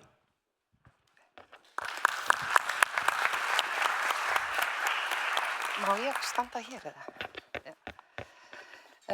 Ég bara skrifaði ræðuna mína. Ágætu fundagestir. Fjóla Einarsdóttir heiti ég og framkvæmdastjóri Lifefood, fyrstu og einu grænkera ostagerðar Íslands. Við vorum tvenn vinahjón sem stofnuðum fyrirtækið. Það var sem sagt ég og maðurinn minn Erlendur Eiríksson og Ingólfur Þór Tómasson og konan hans Erna Rán Ardísadóttir. Við hófum þróunarvinnu okkar 2018, stofnuðum fyrirtæki 2019, sóttum styrki og þróum hugmyndina okkar enn frekar 2020, keyptum húsnæði með aðgengi að jarðvarma í Hveragerði 2021, fengum leyfi fyrir grænkera ostagerð 2022, hófum sölu á framleiðslu ostana 2023 og erum komin núna í fulla sölu til stór eldhúsa og veitingastaða í gegnum Garra. Ásamt því að vera með staka osta í sölu í litlum búðum víða landið og á mörkuðum. Næst á dagskrá eru stóru búðirnar og eftir þær þá það bara heims yfirráð. Við köllum grænkera ostana okkar ásta, vetaásta, kryddásta, kremásta og svo framvegis. Megin uppistæða þeirra kartöflusterkja og þið fáið öll að smakka þá hérna frammi á eftir hjá okkur. Það mikilvægt að tryggja ræktun grænmetis á Íslandi og vörur úr plöntuafurðum en nota til þess aðferðir sem minnka kolefnisfótspor. Tímasetningin fyrir grænkera ostagerð því bara mjög heppileg núna og einstaklega góð þegar litið til sjálfbærni og fæðuöryggis. Frá stofnun Lifefood höfum við haft 3 meginstoðir sjálfbærni að leiðarljósi, efnahag, náttúru og samfélag. Þessar stoðir tengjast allar innbyrðis og ef ein stoðin veikist, eiga þar allar þá hættu að falla. Í okkar verkum birtist sjálfbærnin þannig að við settum upp verksmiðjuna með notuðum tækjabúnaði, helst frá efnisveitinu, önnur lánuð eða gefins og slatta sem hreinlega fundum á sorpu, þrifum og gerðum upp. Og það svo sannarlega hægt. Við fengum 2-falda ráðherra heimsókn í vikunni og fengum plús í kladdan fyrir nýtni. Við eigum bara eina jörð. Við völdum sérstaklega iðnaðarsvæði með aðgengi að hveragufu eða jarðvarma sem er vistvæn orka þegar við fjárfestum í eigin húsnæði undir Ástagerðina. Við notum hveragufuna núna til að hita upp allt okkar húsnæði en stefnum á að þróa tækjabúnað þar sem hún nýtist beint við framleiðsluna. Þann búnað er ekki hægt að finna í Sorpu en við fundum fyrirtæki í Þýskalandi sem við höfum verið í samskiptum við varðandi tæknilegar útfærslur. Þegar litið er til samfélagslegra þátta þá fylgjum við sóknaráætlun Suðurlands og viljum vera atvinnuskapandi í framtíðinni fyrir okkar sístækkandi bæjarfélag Hveragerði og styrkja okkar nær umhverfi á Suðurlandi þegar framlíða stundir. Við viljum einnig vera með stöðugildi innan fyrirtækisins fyrir fólk sem þarf atvinnu með stuðningi og það eru ófá verkin í verksmiðjum líkt og okkar sem hafa rúman tímaramma til að sinna og fólk getur unnið mikið og vel á góðu dögunum sínum en verið heima án samviskubits á slæmu dögunum. Þetta er samfélagsverkefni sem eykur lífsgæði þeirra sem hafa ekki 100% starfsgetu. Engi getur gert allt en allir geta gert eitthvað. Þegar litið er til efnahagslegra heilsu þá var lykilatriði okkar við stofnun sjálfs fyrirtækisins og rekstur þess að ráða bókhaldsfyrirtæki til að sjá öll okkar fjármál. Og var það svo að fyrstu mánuðina var ekkert að frétta nema reikningar frá bókhaldsfyrirtækinu. En þegar virðisaukaskattaskilin byrjuðu og skila ársreikningum var það svo sannarlega góð ákvörðun. Við höfum fengið marga góða styrki í gegnum ferlið en einnig þurft að annarkvort gefast upp eða taka yfirdrátt á hávaxta tímum. Við völdum seinni leiðina, vond en nauðsynleg ákvörðun á þeim tíma. Við settum upp góða rekstraráætlun þegar við keyptum húsnæðið, þá aðeins með hugmyndina að vopni og fengum vilyrði fyrir kaupunum.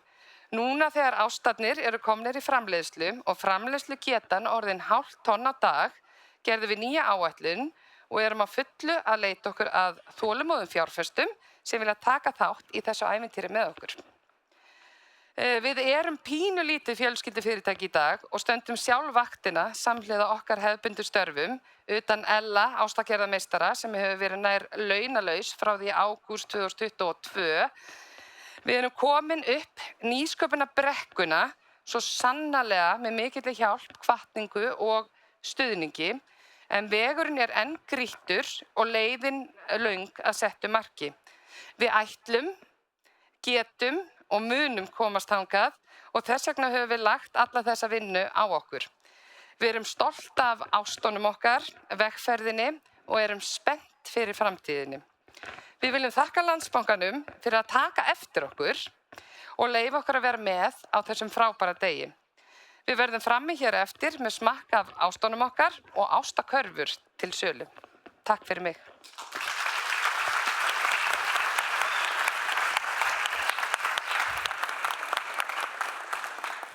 Takk fyrir Fjóla. Ég hlakka allavega til að smakka ástana á eftir. En þá býð ég velkomna hana Ástu Sigríði Fjellsteð, forstjóra Festi, sem ætlar að segja okkur frá sjálfbæri framtíð Festi, miklum áskorunum fylgja mikil tækifæri. Gjörðu svo vel, Ásta. Hvað er þetta hérna? Komið blessa sæl og ég vil þakka kærlega Landsbankanum fyrir að fá að bjóða mér á þennan fund sjálfbærni daginn sem að ég einhvern veginn verða að viðurkenna að í þessu árferði þá finnst mér eins og þessi málaflokkur hverfi pínu í fókusnum hjá stórfyrirtækjum og ég er svo heiðarleg að ég leyfi mér að segja þetta. Þannig að þetta var gríðarlega góð áminning að fá að koma hingað og starta haustinu með þessu. Ég er auðvitað með gott fólk hjá mig sem minnir mér regla á en það þarf að forgangsraða efnunum sem við erum að fást við. En rosalega gaman að heyra þetta frá Fjólu og kveikja svona ímæli hvernig þessi litlu frumkvöla einhvern veginn er að hreyfa við stóru myndinni. Við erum nefnilega svolítið stóra myndin og það var það sem mér langaði til að koma hérna inn á með ykkur. Titillinn kannski pínu típiskur, af því við ætlum aðeins að fá að kvarta. Það eru miklar áskoranir, en það sem við vinnum mikið með í Festi og félögum, það er að við þurfum að leysa þessar áskoranir og við þurfum að horfa á glasið hálffullt og það er svolítið það sem mér langar til þess að fara yfir hér með ykkur. Smá skilduglæra, ég þykist nú vita að eflaust flest ykkar þekki félögin sem að starfa innan Festi. Festi er kannski ekki vörumerki sem að fólk þekkir svona heilt yfir nema þau ykkar sem eru í fjármálageira eða öðru slíku. En hjá okkur eru auðvitað þessi félög sem að eru að selja nauðsynjavörur land allt. Við berum því mikla ábyrgð í samfélaginu. Við erum þarna með Elko, raftækjaverslun, Krónuna með matvöru út land allt, N1 sem er orkufyrirtæki, kemur betur en þá eftir, og nýjasta systkini í fjölskyldunni sem er Livja, sem er með lyf og önnur heilsutengdar vörur. Bakkinn vöruhús sem við tengjum við flotta erindi frá Villa áðan í Eimskip, og svo er það Yrkir sem er fasteignafélag, 100.000 fermetrar af fasteignum og allt í einu líka þar heilmikið í sjálfbærni sem hægt er að gera. Þannig að þetta er gríðarlega stór og svona öflug fjölskylda og það er gríðarlega mörgu að huga. Þannig að við erum auðvitað alltaf að reyna að gera betur en félögin eru vissulega komin mislangt á veg eins og oft vill vera og mér langar svona aðeins að koma inn á hvernig við stöndum. En áður en ég geri það, þá langar mér rétt að dreipa á svona lærdómi fram til þessa og þetta eru 5 atriði sem ég ætla að koma östutt inn á. Númer 1 það er að sjálfbærni má ekki vera einangruð. Þetta segir sig kannski pínu sjálft en ég ætla að fá að segja ykkur frá því að þegar ég tók við starfi forstjóra Festi árið 2022 þá fór ég að rýna í stöðu okkar í sjálfbærnimálum og ég viðurkenni að ég var svolítið feimið við hennar flokk og hugsaði guð ef maður verið boðið að sjálfbærniddag Landsbankans hvað á ég að fara að segja sjálfbærnimál. Það er bara sjálfbærni sérfræðingur í félaginu sem veit allt okkur, skrifar þessa sjálfbærniskýrslu og við hinn svona svolítið teikum bara þessa skýrslu. Við ákváðum því að taka þennan flokk og sprengja hann svolítið upp, pína svolítið fólki okkar til þess að fara í þverfaglega hópa á félögin, ræða saman, halda kynningar á sal með starfsfólki, halda sjálfbærni viku í mötuneytinu, byrja svona þessi litlu skref sem kannski eflaust mörg ykkar er löngu búin að gera. En þetta hefur skipt okkur gríðarlega miklu máli að fá umræðuna inn í félögin, inn á gólfið, inn til starfsfólksins, inn á alla fundi, stjórnarfundi og kynningar. Smá svona pína fólki að skilja hvað sé sérti, hvað eru allar þessar skammstafinni, hvað er þetta, við erum ekki hrædd við þetta. Næsta er náttúrulega stjórnendur, við erum auðvitað fyrirmyndirnar. Við verðum að skilja tilganginn með þessum sjálfbæra rekstri. Og þetta er náttúrulega bara eins og með flestar aðrar áherslubreytingar sem gerðar eru innan fyrirtækja, að ef það er eiga að skila sér, þá verða æðstu stjórnendur að skilja einfaldlega bara hvers vegna. Hvernig á að vinna eftir þessu, gera það sjálfur, tala þessar áherslur og í raun og veru bara gera allt til þess að vera sannfærandi fyrirmyndir í þessum málaflokki. Nú, gögnin verða að vera í góðu lagi og þetta höfum við klárlega rekið okkur á þegar við fórum að setja okkur markmið. Við vildum náttúrulega að fjárfestar og greinendur tækju bara raunverulega mark á því sem værum að gera og við sáum það mjög fljótlega að gögnin okkar á mörgum stöðum voru hreinlega bara ekki nógu góðu standi.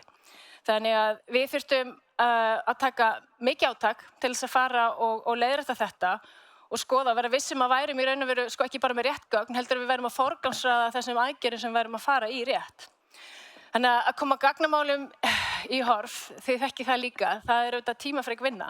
En hún skilar sér svo sannarlega, auðvitað í sjálfbærnimálunum, en hún skilar sér heldur ekki síst bara í faglegheitum og annarri vinnu og auðveldar allt sem framundan er.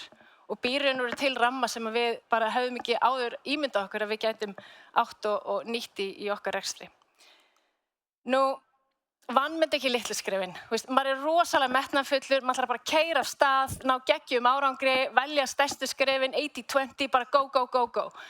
En það má heldur ekki gleyma að mörg kannski erfiðu skrefa, þau eru ekki svona stór. Þau eru bara pínulítil og maður valla finnur fyrir þeim. Þetta er bolti sem er rétt að byrja að rúlla. En ef við gefumst upp strax og segjum við ætlum bara að taka þetta auðvelda og stóra, að þá vitum við alveg hvernig það aftur að býta okkur í rassinn hérna í lokin. Þannig að við erum að leggja mikla áherslu á öll þessi litlu skref allt það sem við erum í rekstrinum og ég kem betur inn á þá eftir. Og svo kannski í lokin að lærdómurinn okkar er sá að við þurfum að vera auðmjúk og hafa gagnsæi að leiðarljós í öllu sem við erum að gera og taka okkur fyrir hendur. Það hefur auðvitað verið gaman að segja frá mörgum góðum sigrum í sjálfbærni og ég get svo sem verið hér að groppa með því að rétt í þessu var verið að veita Krónunni sjálfbærni ásinn í matvöruflokki. Við erum að standa okkur ofsalega vel á mörgum sviðum. Elko er alveg á fleygiferð í endurvinnslu á raftækjum og fleiru. En það sem erfiðara að tala um og maður kannski oftar ekki með á svona kynningafundum, það sko hin myndin sem ekki jafn mikil glansmynd og það að við erum auðvitað bara að selja bensín og dísel og rautt kjöt og fullt af raftækjum. Ef við ekki bara að tala um það, ef við ekki bara tala um hvað það mikil áskorun. Við getum alveg hætt að selja þetta allt, en það alveg ljóst að ef við gerum það, þá bara einhver annar sem tekur við þeirra eftirspurn. Það okkar ábyrgð með alla þessar snertifleti, við allt landið, með allar þessar í raun og veru nauðsynjar vörur sem við erum að selja, að við gerum eitthvað í þessum málum. Og það það sem ég langar til að koma líka hérna inn á eftir. En svona aðeins til að taka smá rís í þessu, við erum með pínu neikvæðni hérna núna, en hérna fara svo aðeins inn á það sem eru í raun og veru tækifærin.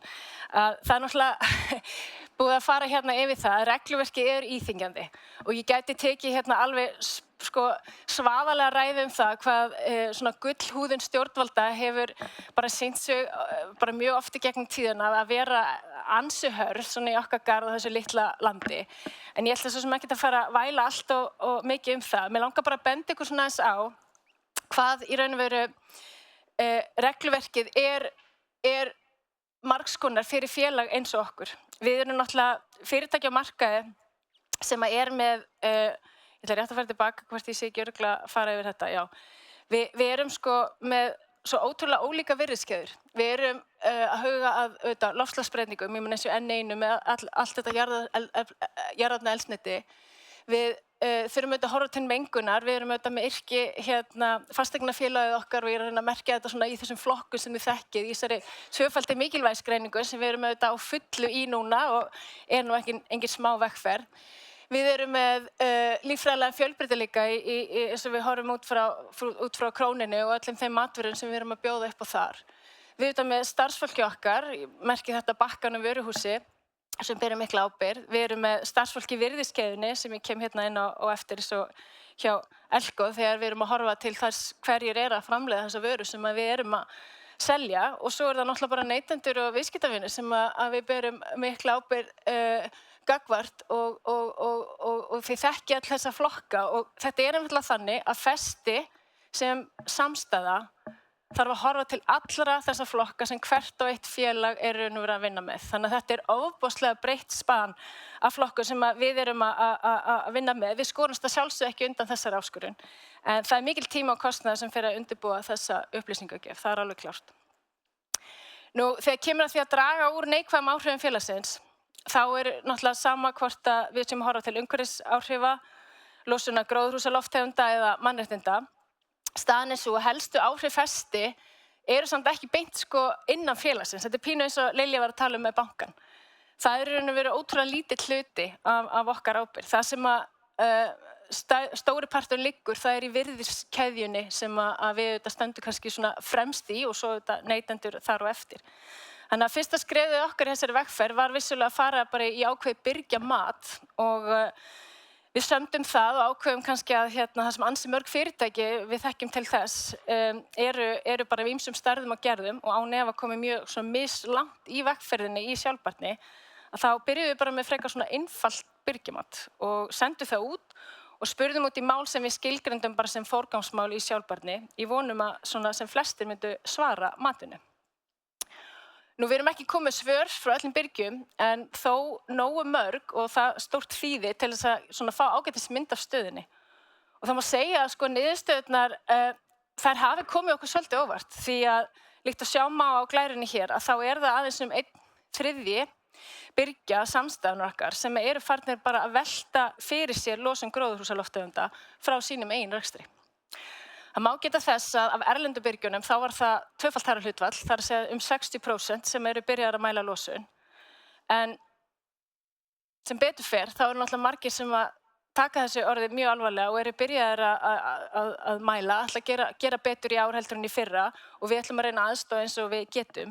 En þetta auðvitað smá áhyggjuefni að því að við berum vissulega ábyrgð á því að þetta sé í lagi, að þarna þarf að ýta enn frekar og hraðar á eftir keðjunni og fjármálageirinn byrja kannski fyrst, við komum næst og svo þarf þetta að ýtast fram eftir götunni. En við erum klárlega á þeim stað að það þarf að gera betur þarna. Nú, þessi glæra ansi góð, kem hérna inn á áhrif okkar á losun. Ef við kíkjum á samsetningu á kolefnissporun okkar, þá það í raun og veru minnsti kassin hérna við í Festi, sem hérna 0,4% undir rekstri, sem okkar losun í umfangi 1 og 2.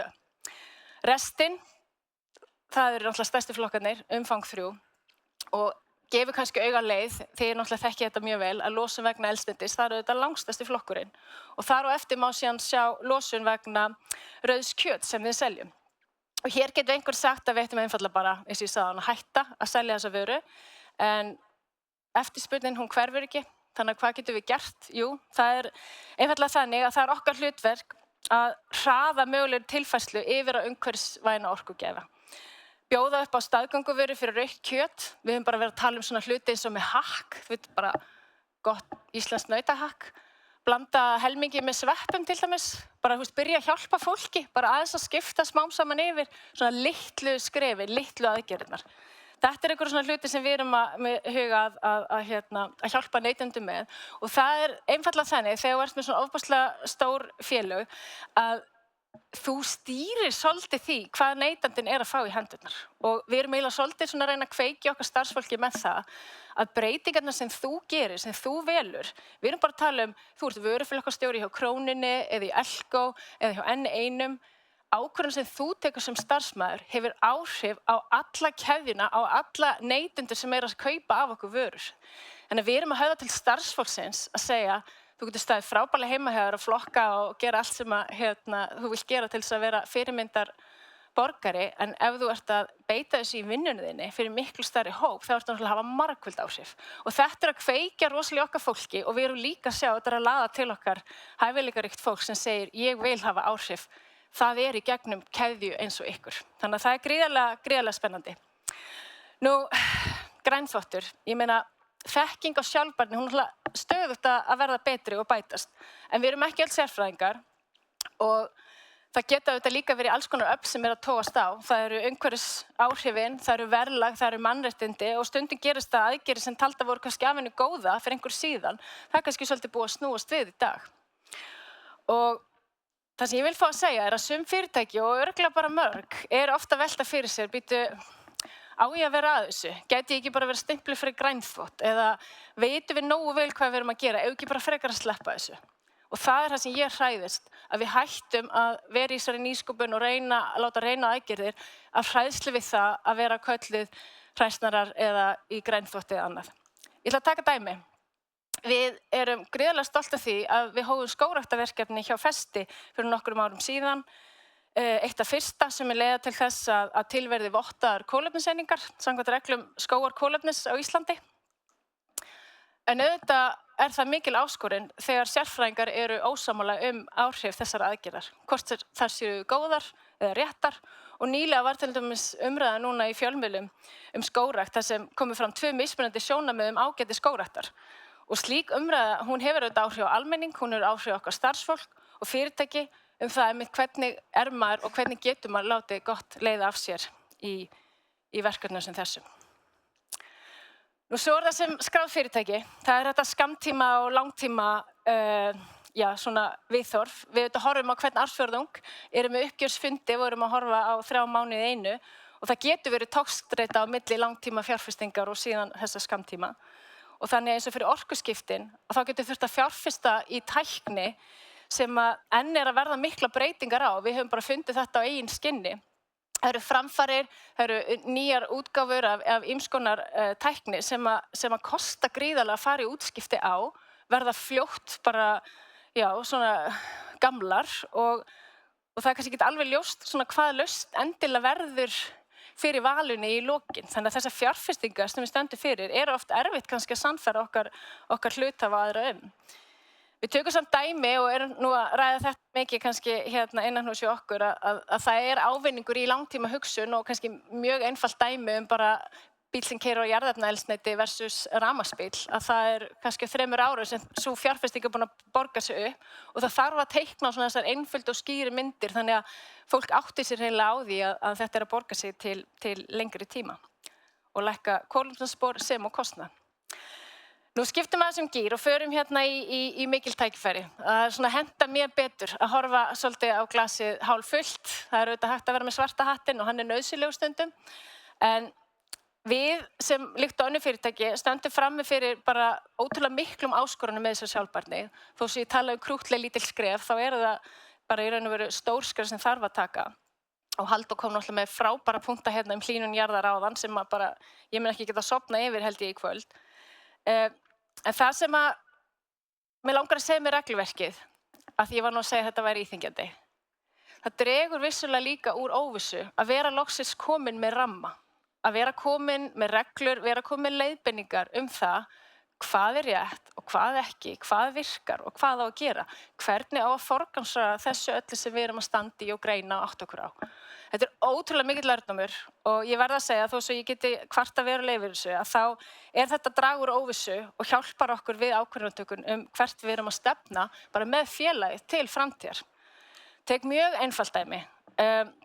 Við þekkjum öll orkuflokka fyrir raftæki, bara þetta klassíska á ískapnum eða frystikistunni eða hvað það Nú var verið að nefna áðan orkuflokka fyrir dekk, því að Villi kom inn á þetta með bílana sem algjörlega, já, það eiginlega fáránlegt. Að við höfum vissulega séð það, nú komin orkuflokka fyrir dekk og við hjá N1 erum sjálfsögða komin í það að fara að selja þá þessi orkusparandi dekk eða þessi dekk sem að geta talist sjálfbær fjárfesting samkvæmt EU-taxonomy. En það sem auðvitað áskorun rétt eins og Villi kom inn á áðan, það að við erum hérna á Íslandi og það eru svolítið aðrar aðstæður hér heldur en á hraðbrautunum í Þýskalandi eða Spáni. Þannig að það spurning hvernig við getum hreyft við þessi litla eyja hérna, þannig að við getum náð að vera í framleiðslu á svona umhverfisvænum lausnum fyrir land eins og Ísland. Nú við þurfum að höfða til breiðari hóps. Það pínu stundum svona öfgar í þessari umræðu, eins og bara gerist oft. Þarft að vera vegan, þarft að lifa algjörlega bíllausum lífsstíl til þess að, walk the talk. Og við erum þar að, við teljum þessi litlu skref, þannig að tala ég aftur þau. Þau geta komið gríðarlega víða við og þetta oft bara fræðsla. Ef við tökum sem dæmi eldsneytið. Ef þú ert á díselbíl, og ég ætla að fá að viðurkenna, ég bæði á Smil og svo ég á einum svona nettum díseltrukk.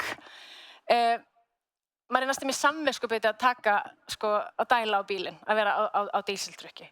Það sem svo ótrúlega ánægilegt að við erum einmitt bara rétt í þessu í dag neyri í Fossvogi að opna nýja dísildælu og einhver myndi segja, ætli vera að segja frá því að þessi opna nýja dísildælu. Já, af því við erum stolt af þessari dísildælu. Af hverju erum við stolt af þessari dísildælu? Jú, af því þarna erum við að nota lífrænan dísil eða svokallaðan HVO dísil sem að ber með sér cirka 90% minna kolefnisspor heldur hefðbundinn dísil.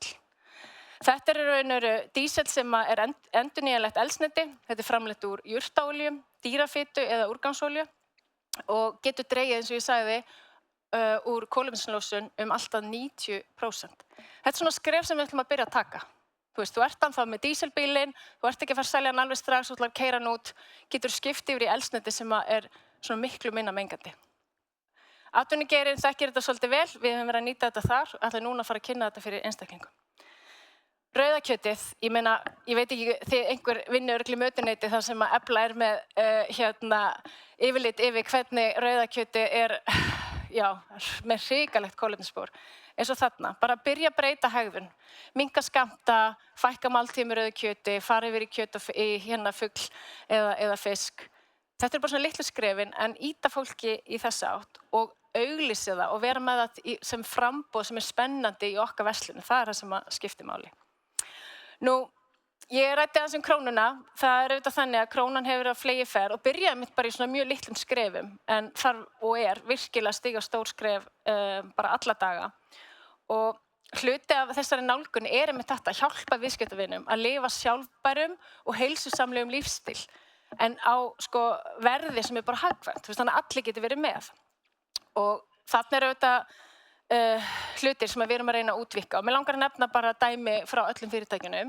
Kannski að síðasta sem kom út frá krónunni, það svokölluð heillakarfa sem í krónuappinu fyrir þau ykkar sem versla í gegnum krónuappi, þá getur maður farið í sinn prófíl og séð niðurstöðu innkaupa fyrir mánuðinn.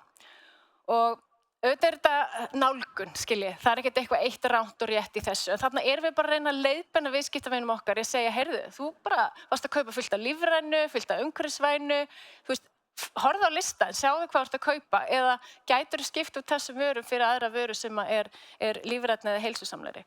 Og þetta að gefa greiðlega, bara góðan svona niðurstöður hjá okkur og mikla ánægju hjá viðskiptavinum. Þannig ég hvet ykkur til að skoða ykkar prófíl þarna og bara stilla ykkur inn á þessar svona jákvæðu og góðu venjur í daglegum innkaupum. Nú, dísildælan sem var að koma upp, þetta bara mynd frá því í gærkvöldi sem við tókum að því vorum að klára uppsetningu á henni. Hún er komin í gagnið og við ætlum að fá að fjalla aðeins þetta núna á næstu dögum og vikum og endilega bara komið til mín með spurningar eða annað og við reynum að koma tilbaka til ykkar. En þetta svona þessi skref sem við erum að taka í nálgun af því að minnka kolefnissporið okkar, þó svo við ætlum vissulega ekki að gefa eftir okkar vegferð í rafhleðslumálum, sem þó við höfum átt í miklum áskorunum með, svo ég segi það bara eins og af því að við fórum svo snemma af stað, keyptum tækni sem var fljótt úreld og runnum það á rassinn sumstaðar, en nú erum við aldeilis að gefa í gíri þar og ná vopnum okkar að nýju. Nú, Elko hefur lagt brjálæðislega mikla vinnu í að reyna að endurvinna raftæki. Og við erum alltaf, alla daga, að hvetja ykkur til þess að koma með gömlu snjalltækin ykkar í Elko, alla snúrurnar, allt þetta sem þú veist í skúffuna sem enginn annar að taka til og maður hendir bara næsta síma, næsta dóti í. Takið þetta, farið með þetta í Elko og þið fáið inneign fyrir þessa vörur. Við erum að koma þeim í endurvinnslu, við erum að nýta, við erum ofta að gera við og endurselja. Þetta bara ótrúlegur árangur sem að Elko er búin að ná og geti talað það hérna bara í langan tíma.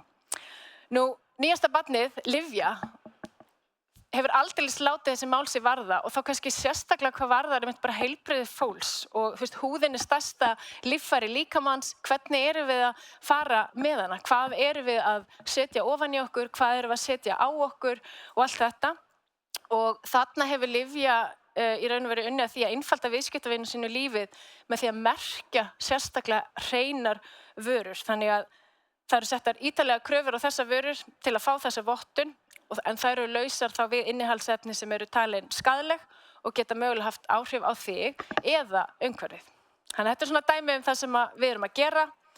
Nú, tækifæri, það auðvitað bara að vera eftirsóknarverður vinnustaður. Það samkeppni gott starfsfólk. Það einfaldlega þannig, sem auðvitað bara gott. En tækifærin snúast klárlega því að vera þarna með hluti sem að laða að fólk og samþætta sjálfbærni við okkar svona megin tilgangi því sem við erum að gera. Geta haft jákvæð áhrif á samfélagi eins og ég nefndi hérna áðan að þú í raun og veru bara einn starfsmaður að hafa áhrif á risastóran hópa fólki sem að kaupa vöru sem þú ákvast, sem þú settir í raun og veru inn í vöruval fyrirtækisins. Og þannig þá rammar og kröfur og annað sem við erum alltaf að vinna að hvað má velja og hvað má ekki velja. Þetta eflir líka bara skapandi hugsun og að hugsa tækifærin upp á nýtt og það ekkert skemmtilegra en að fá ungt fólk til okkar, kannski nýútskrifað eða jafnvel búið að vinna á gólfinu hjá okkur einhvers staðar í einhverju skemmtilegri verslun með algjörlega nýja hugsun þar sem reynsluboltarnir sem eldri eru koma saman og að reyna að finna nýja lausnir og nálganir. Þannig að þetta eitthvað sem dregur starfsmannaveltu, við sjáum það og fólk líka bara stolt að vinna hjá fyrirtæki sem að standa sig vel í þessum efnum. Þannig að við ætlum svo sannarlega að vera undirbúin fyrir framtíðina sem náttúrulega bara núna. Við ætlum ekki að upplifa neitt útrunnið Kodak moment í þessum efnum og við erum bara einfaldlega þannig að við viljum vera félag sem að þú vilt versla hjá, sem að þú vilt starfa hjá og sjálfsögðu sem þú vilt fjárfesta í. Svo einfalt það. Þannig að rétt í lokin til okkar allra, það alltaf gott á svona stundu þegar maður gefur sér tíma til þess að hlusta á svona frábæra erindi og í raun og veru velta þessum hlutum svona vel fyrir sér, af því það auðvitað ýmislegt svona í amstri dagsins, að eins og Halldór kom inn á, við erum klárlega komin út fyrir þolmörk jarðarinnar. Það einfaldlega þannig.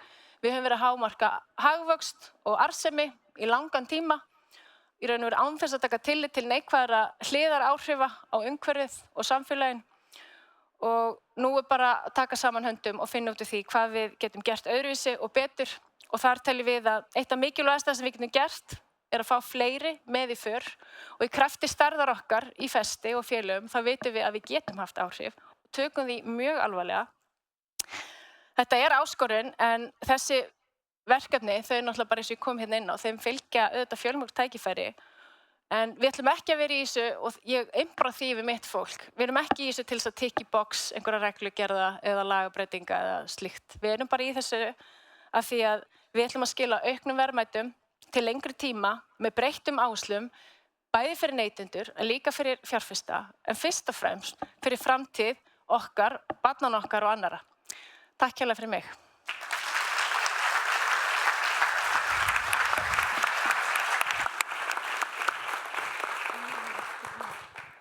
Takk fyrir Ásta.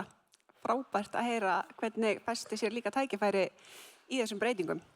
En næst býð ég velkomin Þorvald Gissurason, forstjóra Þ.G.Verk með erindið sjálfbærni í byggingariðnaði raunhæft markmið.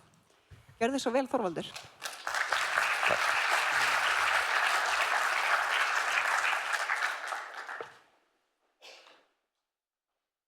Já, góðan daginn. Þorvaldur heiti ég, forstjóri Þ.G.Verktaka. Ég ætlaði að varpa upp þessari spurningu og tala aðeins út frá henni. Sjálfbærni í mannvirkjaiðnaði raunhæft markmið? Nú stuttasvarið við því, minnsta kosti hvað að mínum mati það að sjálfbærni raunhæft markmið í byggingariðnaði og auðvitað eftirsóknarvert markmið líka. Sjálfbærni og kolefnisspor og hlýnun jarðar og umhverfisáhrif og öll þessi topic hafa verið mikið í umræðinni og við hjá Þ.G.Verktaka við viljum hlusta og við viljum sýna ábyrgð og við viljum leggja okkar á mörkum. Og svo getur maður auðvitað í þessu samhengi spurt hvað sjálfbærni? Því það auðvitað mjög víðtækt hugtak. Og hvað þarf til og hverjir eru kostirnir og eru mögulega einhverjir gallar. Svo kannski stórt atriði sömuleiðis. Eru kröfur stjórnvalda raunhæfar? Eru þeir ásættanlegar? Eða eru þeir kannski bara íþyngjandi og til trafala? Og ég ætla að fara aðeins yfir þessi atriði hér í dag. Nú, Þ.G.Verk fyrir þá sem ekki þekkja félagið hluta fyrirtækjasamstæðu, starfar að mestu við byggingar og á fasteignamarkaði en einnig við framleiðslu og þjónustu til að mynda bæði á Íslandi og í Færeyjum. Og innan samstæðunar sömuleiðis rekstur fjárfestingafélags. Ársvelta í samstæðun 30 milljarðar og Þ.G.Verk núna með 530 íbúðir í byggingu í Garðabæ, í Hafnarfirði og í Reykjavík og þetta allt saman byggingar sem eða íbúðir sem á mismunandi byggingarstigi. Nú eigin verk hjá okkur og sem á hönnunar- og undirbúningsstigi í dag meðal annars 100 herbergja hótel sem við ætlum að reisa við Grandagarð. Nú stórt og mikið og glæsilegt skrifstofuhúsnæði í Dalvegi sem fyrir vonandi fljótlega af stað. Nú við erum að ljúka við byggingu á bílakjallara við nýjan Landspítala og erum byrjuð á nýrri byggingu heilbrigðisvísindasviðs á Landspítalalóðinni. Við erum að reisa hjúkrunarheimili í Reykjanesbæ og við erum að reisa skóla í Árborg og hitt og þetta. Svo vonumst við til þess að geta hafist handa við nýja Ölfusárbrú sem fyrst ef pólitíkin skrifar undir. En við komum sem nokkuð víða við.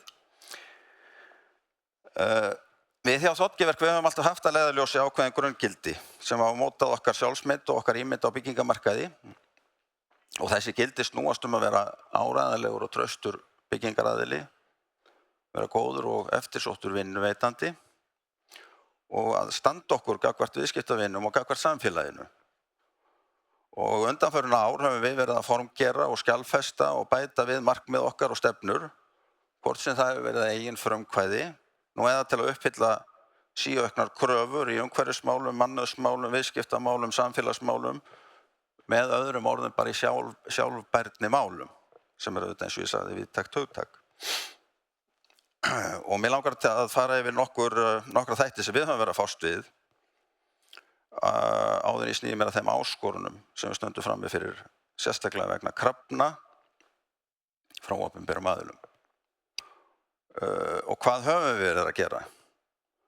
Nú við höfum verið að mæla magn úrgangs og hlutfall flokkunar síðan 2018 og við höfum lagt okkur fram að ná settu markmiðum þar. Við höfum verið með sjálfbærni uppgjör frá 2018, jafnréttisáætlun var til hjá okkur 2019 og vottað jafnlaunarkerfi 2020. Nú gæðakerfið okkar samkvæmt ISO 9001 staðlunum fengum við vottað 2023. Við höfum gert byrgja- og undirverktakamat frá síðan 2023 sömuleiðis og mælum okkar byrgja- og samstarfsaðila með tillit til sjálfbærni markmiða. Við höfum nýtt okkur þjónustu Klappa og átt gott samstarf þar frá árinu 2018 og í okkar tilviki eru öll verkefni eða sérhvert og hvert einstakt verkefni stofnað og gögn streyma sjálfvirkt inn í kerfið hjá Klöppum. Fyrst snerust mælingarnar hjá okkur orku og umhverfismál en frá og með síðasta ári þá hafa allir þættir sjálfbærni verið mældir og skráðir og birtir í sjálfbærni uppgjöri þvottagerðarverktaka. Við fáum upp mælaborð okkar frammistöðu þar sem við getum séð hvað við erum að gera og rétt eins og hefur komið fram hér í fyrri erindum að það er auðvitað mikilvægt að mæla og til þess að geta átta sig á því hvort að maður sé að ná árangri. Gögn fyrir rafmagnsnotkun og vatn kom inn tengdum álesturum af mælum og koma sjálfkrafa inn hjá okkur. Eldsneyti og úrgangur eru uppfærður mánaðarlega. Og við höfum mælt sorpflokkun og endurnýtingarhlutfall og orkunotkun á öllum okkar vinnustöðum, berum þá saman og metum hvern og einn vinnustað öllum stundum. Við höfum gert þetta frá árinu 2018. Við erum með lifandi mælaborð á heimasíðun okkar og þar sjást helstu niðurstöður og sjálfbærni og uppgjörun okkar eru sömuleiðis á heimasíðu félagsins. Og ég held að þessi mynd sýni flokkunar árangur og endurnýtingar hlutfall með stöðuna hjá okkur í gær. Nú skýrslur okkar árangur eru teknar saman á óháðum aðila og við birtum upplýsingarnar óháð því hvort þær séu góðar eða slæmar. Við höfum alveg lent í því að vera með óhagstæð verkefni, sérstaklega með tillit til orkunotkunar og dæmi það til dæmis mætti nefna það brúargerð til að mynda á Suðurlandi þar sem við þurftum að bíða í næstum því heilt ár eftir að fá rafmagnsheimtaug og þurftum þá að keyra á dísilolíu með ærnum tilkostnaði, bæði fyrir okkur og fyrir umhverfið og okkur finnst það mjög miður þegar þetta gerist.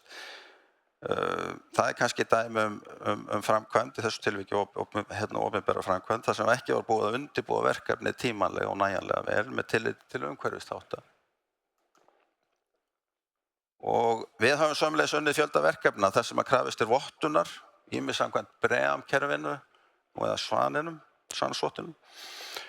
Og við þekkjum því ágætlega til verka þar sem að vottana krafist og við þekkjum vel það aukna flækjustigs og kostnaðarauka sem að fylgir oft þessum verkefnum.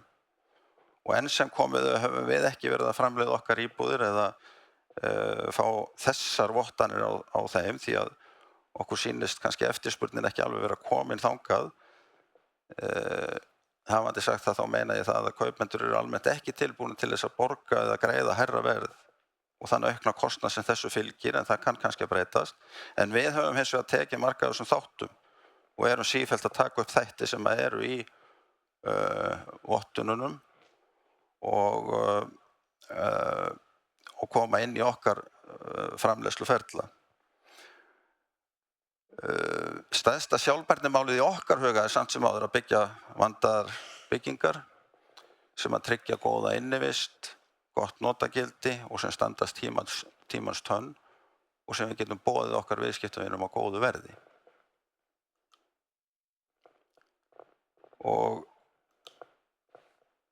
svona til að nokkur dæmi til íhugunar, það oft þannig að þó að farið sé af stað með góð áform, þá gangaðu ekki alltaf upp í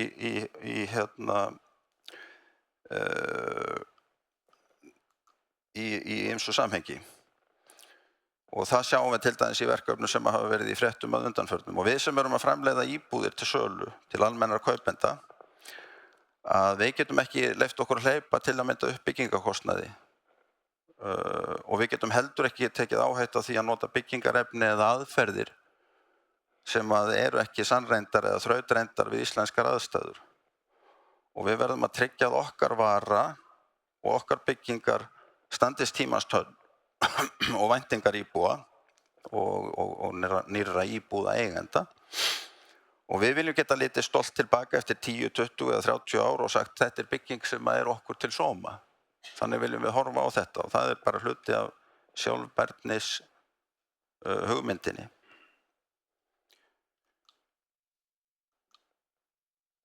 Nú, undanfarin misseri, og það eru kannski áskoranir, ég ætla að koma dálítið inn á regluverkið og þá þætti alla saman.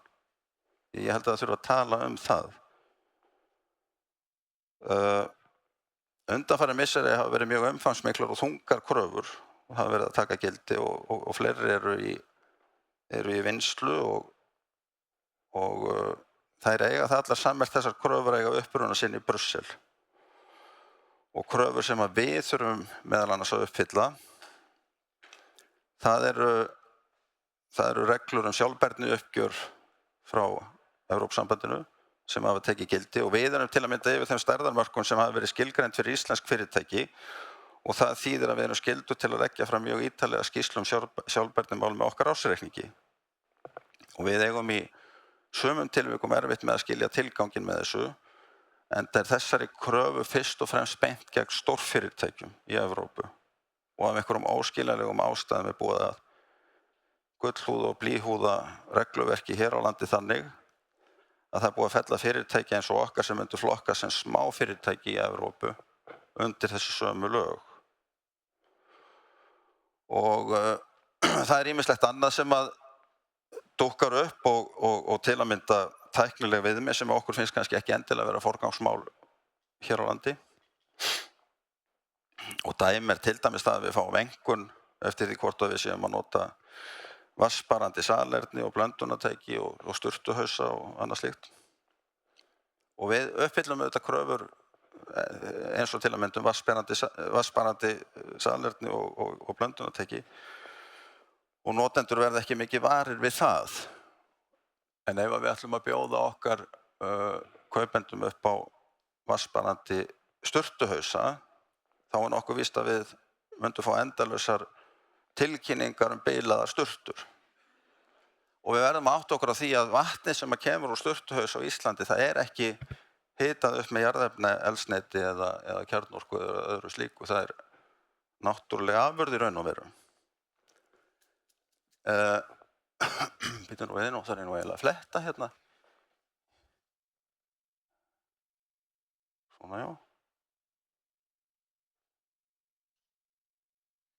Og önnur krafa til að mynda svo að sem í gildi núna, að byggingaraðilar skulu skila inn lífsferilsgreiningu á hönnunarstigi og framkvæmdastigi og notkunar á niðurrifstigi bygginga og þessari greiningur ætla að skila upplýsingum kolefnisfótspor frá upphafi til enda. Við vitum ekki alveg hvað að gera með þetta og að því að viðmiðin sem að koma úr þessu, þau eru nánast alltaf úr erlendum gagnabönkum og án þess að það sé tekið tillit til íslenskra aðstæðna. Og greiningar eins og þessar munu kosta, við metum það svo að það munu kosta okkur alltaf 100 milljónir króna á ársgrundvelli í beinum og óbeinum kostnaði. Og það spurning hvort að þeim fjármunum sé virkilega vel varið. Svo hefur verið boðið reglugerð orkuflokkun bygginga yfir ákveðinni stærð og það þýðir að það þarf að reikna út orkunýtni bygginga, merkja þær með miða, svona eins og gert með raftæki og heimilistæki. Og við vitum ekkert hvort að kaupendum þykir þetta gagnlegt eða hver endanlegur tilgangur í hvað þetta varðar. Kannski á að búa til einhverja nýja skattlagningu eða gjaldtöku eða eitthvað, við vitum svo sem ekkert það. En það að minnsta kosti mikilvægt að skilgreina og skilja ávinninginn áður en að regluverkinu komið á. Umhverfisvottanir eru auðvitað mjög góðar og gildar og hingað til hafa þær kannski mest verið nýttar af opinberum aðilum og það helgast trúlega því að það fylgir þeim oft kostnaður, aukinn kostnaður og flækjustig. Við höfum dálítið haldið á okkur eins og ég sagði áðan höndunum varðandi vottanir á íbúðabyggingum. En við erum að undirbúa vottanir á hluta af okkar skrifstofuhúsnæði sem við erum með í rekstri. Og það verður að við áttum okkur auðvitað því að allar þessar framangreindu kröfur sem ég er að tala þær eru settar fram í góðum tilgangi. En við verðum samt að stíga varlega til jarðar og skilja og út frá því að taka ákvarðanir það hvernig best er að búa regluverkið til og aðlaga sig að því út frá þeim forsendum og skilyrðum sem við búum við á Íslandi. Nú erum við tilbúin og þessi spurningar svona almenns eðlis, kannski aðalega beint að þá opinberum aðilum eða stjórnvöldum. Okkar upplifun nefnilega svo að undirbúningur stjórnvalda virðist oft lítill sem enginn. Viðmiðunargildi eru oftast ekki staðfærð og reglur ekki aðlagaðar að íslenskum aðstæðum. Og þar af leiðandi verður undirbúningur aðila eins og okkur eða byggingaraðila oft erfiður þegar regluverkið er óskýrt. Og gullhúðun og jafnvel blýhúðun eins og stundum er talað stjórnvalda á regluverkinu eftir því sem að eins og það blasir við okkur í byggingariðnaðinum. Þá virðist gullhúðun og blýhúðun stjórnvalda og embætta að vera frekar regla heldur en undantekning. Og það umhugsunarefni. Og hvaða áhrif geta sjálfbærni markmiðin haft í byggingariðnaðinum? Þau geta auðvitað leitt af sér hærri byggingarkostnað og hækkun íbúðaverðs til dæmis, geta aukið flækjustig og mögulega haft í för með sér notkun efna og aðferða sem að hugsanlega eru neikvæð á seinni stigum eða seinna. En ábyrg sjálfbærni stefna og aðgerðir engu að síður jákvæð þróun og jákvætt skref og það algjört aðalatriði.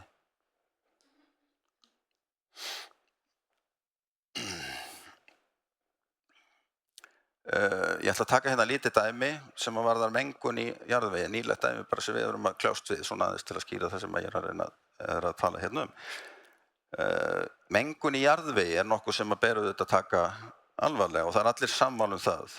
Það allir sammála að grípa til viðeigandi ráðstafana ef mengun finnst í jarðvegi, svo sem eins og olíumengun eða kvikasilfur eða PCB eða önnur slík hættuleg efni. Við erum hins vegar með nýlegt dæmi úr fjölbreytnisverkefni hjá okkur og það fjallar náttúruleg snefilefni, vanadíum og járn í jarðvegi.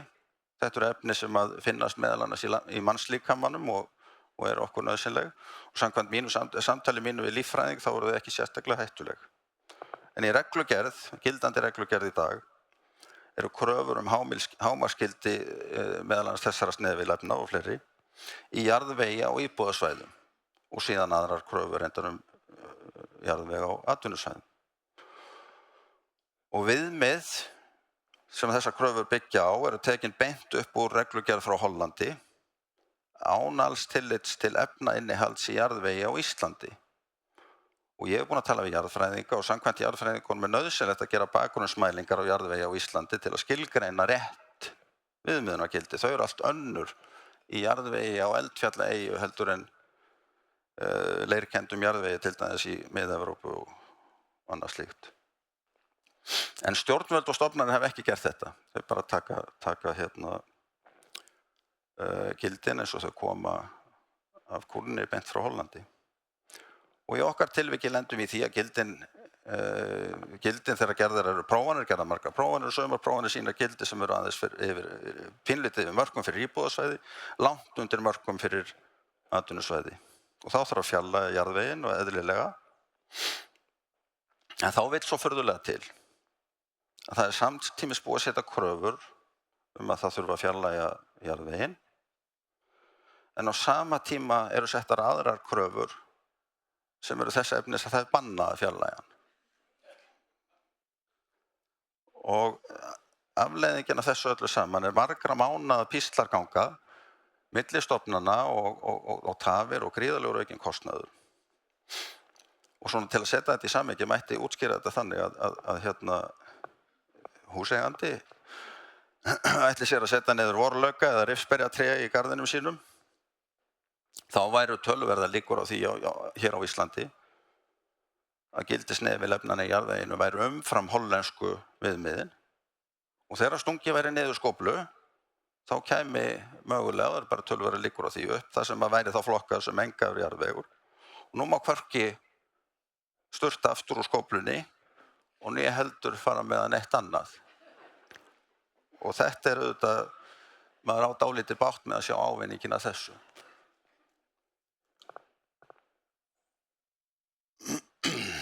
Nú að lokum, sjálfbærni eins og ég sagði áðan er víðtækt hugtak og það fjallar svo marga aðra þætti og við höfum reynt að vinna í sjálfbærni þáttunum innan okkar fyrirtækis eins vel og við getum. En þetta er bæði skammtíma og langtíma markmið og sjálfbærni er auðvitað ekki að setja reglur og kröfur sem að leiða sér sóun og tafir og óþarfa kostnaðarauka og óþægindi fyrir almenning og samfélagið. Þvert á móti. Og aðalatriðið í þessu öllu saman er það, við erum öll saman í liði og við stefnum öll að sama marki og við viljum öll fara þangað og ætlum þangað. Og þess vegna segi ég, gerum þetta bara saman og gerum þetta vel. Og takk fyrir mig.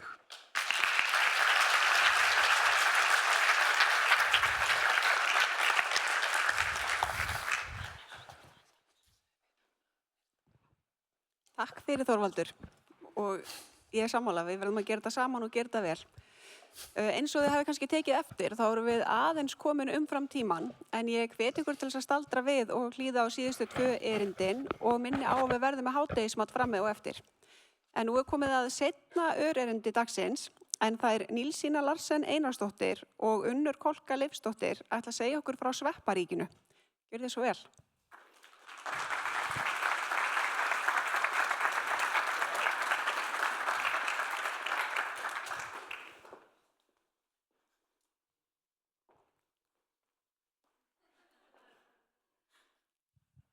Velkomin á sögustund með Nillu og Unni. Við erum frá Svepparíkinu. Við ætlum að segja ykkur frá ævintýralegri vegferð kvenna, hliðarstrauma og sveppa sem var til þróunar á einstöku ræktunarkerfi. Endur fyrir löngu voru 2 mjög ungar dásamlegar konur, vinkonur til margra ára sem deildu ást sinni á móður náttúru. Þær stunduðu óteljandi skógarferðir og heilluðust á töfrum sveppa inn í sínu náttúrulega umhverfi. Og saman áttu þær sér þann draum, heitast hann að beisla mátt sveppana og rækta þá sjálfar. Þær komist að því að sveppir voru lengi taldir til plantna og fengu því minna pláss í rannsóknum og hefur gert það að verkum að stór hluti svepparíkisins er enn órannsakaður. Þær héldu því óhræddar af stað í ríki sveppana og með þeirra augum fengu þær dýrmæta innsýn inn í hringrás náttúrunnar. Þeim var ljóst að sveppir eru hliðverði upphafs og endis lífs í náttúrunni og halda á lyklunum að hringrás efna aftur inn í hin lífríkin. Sveppir hafa einnig sérstakan hæfileika til samlífs við önnur ríki náttúrunnar sem skapar jafnvægi og velferð þeirra á milli. Vinkonurnar ögluðust þannig nýja þekkingu á einstöku lífsferli sveppa og hvernig færa mætti töframátt þeirra inn í heim manna. Og líkt og í öllum góðum ævintýrum eru allskyns áskorunir til staðar. Líkt og drekar, skrímsli og óþokkar og jafnvel regluverk. En ófreskjur nútíma samfélagsins eru úrgangur, sóun, loftslagsváin og fæðuöryggi. Og það lýðheilsa samfélagsins er að veði. Þetta er ekki lítil mál. Og við þurfum á kraftaverkum að halda til þess að takast verkefnið að leysa úr öllum þessum málum. En nýlegar rannsóknir á sviði sælkera svepparæktunar sýna fram á áður óþekkta möguleika í nýtingu hliðarstrauma úr fjölbreyttum iðnaði. Þær gefa sömuleiðis til kynna skort á lausnum og aðferðum til þess að nýta einstaka niðurbrotshæfileika sælkerasveppa á stærri skala. Hugrökku ungu vinkonurnar ákveða því að svara kallinu og takast á við þessa áskorunu með því að veiða óæskileg efni úr frumskógi viðskiptalífsins til að fóðra sveppina í konungsríki sínu. Innblásnar af töframætti svepparíkis hafa verið hannað einstakt sjöþrepa svepparæktunarkerfi sem tekst á við ófreskju nútímans ásamt því að mynda ný tækifæri til hringrásar, verðmæta og samlífis í ríki manna. Og þá kynnum við til leik sjöþrepa kerfið. Það tekur við efni sem alla jafna talið vera úrgangur og umbreytir því með sveppatækni í verðmætar frumafurðir án þess að nokkuð fari til spillis. Og hér á þessari mynd má sjá dæmi hráefni sem fara í gegnum kerfið og koma út fjölbreyttar frumafurðir sem nýtast í margs konar iðnað. Ferlið umhverfisvænt og lækkar kolefnisfótspor allra sem koma við sögu. Kerfið verður í formi hugbúnaðarlausnar sem getur fært þessa krafta í hendur þeirra sem vilja virkja mátt sveppana í sínu viðskiptarumhverfi. Sveppafræði eru vanrækt stórvísindi, en sjöþrepakerfið skapar einnig ný tækifæri til þróunar og rannsóknar á því sviði. Kerfið verður þannig byltingakennd lausn sem tekst á við ófreskju nútímans á mörgum vígvöllum og nýtist til framleiðslu fjölbreyttra afurða sem aðeins fást úr ríki sveppanna. Og ævintýrið hingað til hefur verið lygasögu líkast. Og nú komið að því að fjölga í hirð svepparíkisins, því við höfum uppgötvað að stærsta áskorunin sem blasir fyrir okkur að bjarga verðmætum í núverandi efnahagsumhverfi. Og enn fremur ætlum við að byggja fjársjóðskistu svepparíkisins til þess að halda áfram uppbyggingu á konungsdæminu. Ef þið langar til þess að slást í för með okkur og verða slegin til loftslagsriddara hirðarinnar, þá bjóðum við þeir hér með upp á tækifæri til að kynnast leyndardómum sveppana og leggja jörðinni lið við að takast á við ófreskjurnar og skrýmsli.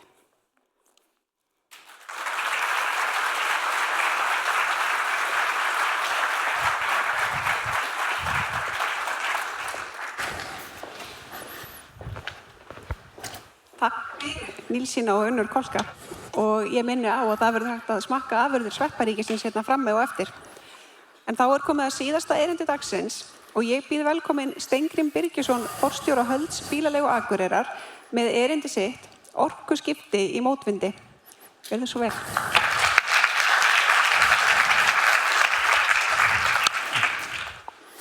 Góðan daginn, gaman að sjá okkur og til hamingju þú beygður Höld rétt. Það gerist ekki á hverjum degi. Ég heiti Steingrím Birgisson og vil þakka Landsbankanum kærlega fyrir þetta frábæra frumkvæði að halda þennan sjálfbærni í dag. Ég beðum að tala hratt, ég tala oftast yfir löglegum hámarkshraða, þannig að þið látið mig vita ef þið skiljið eitthvað. Ég skil mikið stundum sjálfur. Aðeins að erindinu sem ég kýsa að kalla orkuskipti í mótvindi. Okkur hjá Bílaleigu Akureyrar, okkur líður svolítið þannig að við séum svona eins og þessi bíll þarna, hann á stopp á rauðljósi í Stórhríð. Ég bind mikla von við það að Stórhríðinni linni öll él birtir upp síðir og græna ljósi kemur á lokum, þannig að þetta sleppur nú vonandi til. En þó að því ég kemur á norðan og þið sem hafa búið ekki á Akureyri vitið að Akureyri alltaf sól og hiti, þá Guðanabænum ekki láta vita þessu alls ekki starfsfólki mitt sem vinnur í Reykjavík. Þessi mynd var sérst tekin 8. júní síðastliðinn. Og þannig að Halldór, ef þú ert þá 2,5 gráður, ég þigg hana. Aðeins Höld, við fögnum 50 ára starfsafmæli þessar myndir á sömu kennitölunni, by the way. Við erum með þessu ári erum við með ríflega 8.000 bíla í rekstri hjá okkur. Við erum eitt af stærstu ferðaþjónustufyrirtækjum landsins, sennilega einn mestu umhverfissóðinn líka, sem ekki gott. En 350 starfsmenn í sumar, velt með einhverjum 15 milljörðum. Númer 1 og 3 kannski það að við leggjum mikið upp úr því að bera umhyggju fyrir náttúrunni, náttúrulandsins og umhverfinu og af hverju? Jú, vegna þess að við erum að selja þessa náttúru, við erum að selja þetta umhverfi. Ferðamennirnir sem koma til landsins, þeir koma til landsins til þess að njóta náttúrunar. Þeir ekki að koma til þess að versla við mig eða ykkur. Aðeins sjálfbærni vegferðin okkar. Grunnþættir sjálfbærni hafa alltaf verið okkur hugleiknir, þó svo hugtæki hafa ekki verið til í umræðunni fyrir bara nýverið.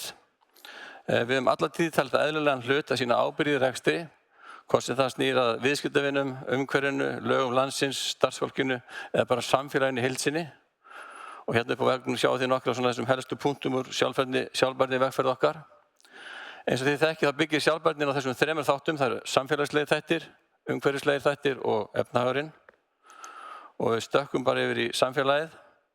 Við leggjum gríðarlega áherslu á jafnrétti og mögulega til starfsþróunar og flestir okkar stjórnendum og nánast allir okkar lykilstjórnendum þeir hófu störf í þvotti.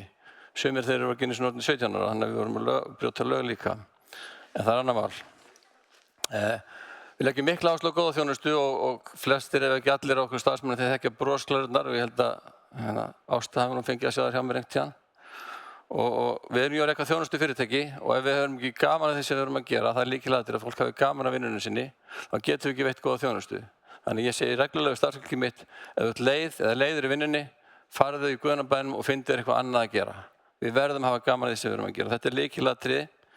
Við leggjum mikla áherslu á fræðslu til okkar erlenda starfsfólks og til dæmis styrkjum þau til íslenskunáms og hvetjum og gengur merkilega vel, gaman að segja frá því. Talandi erlend starfsfólk, 35% af starfsfólkinu okkar er af erlendum uppruna og hjá okkur vinna 21 þjóðerni. Ég myndi gjarnan vilja sýna ykkur betri köku með kynjaskiptinguna, 30% konur og 70% karlar. Þetta er ju karlagur geiri sem við störfum í.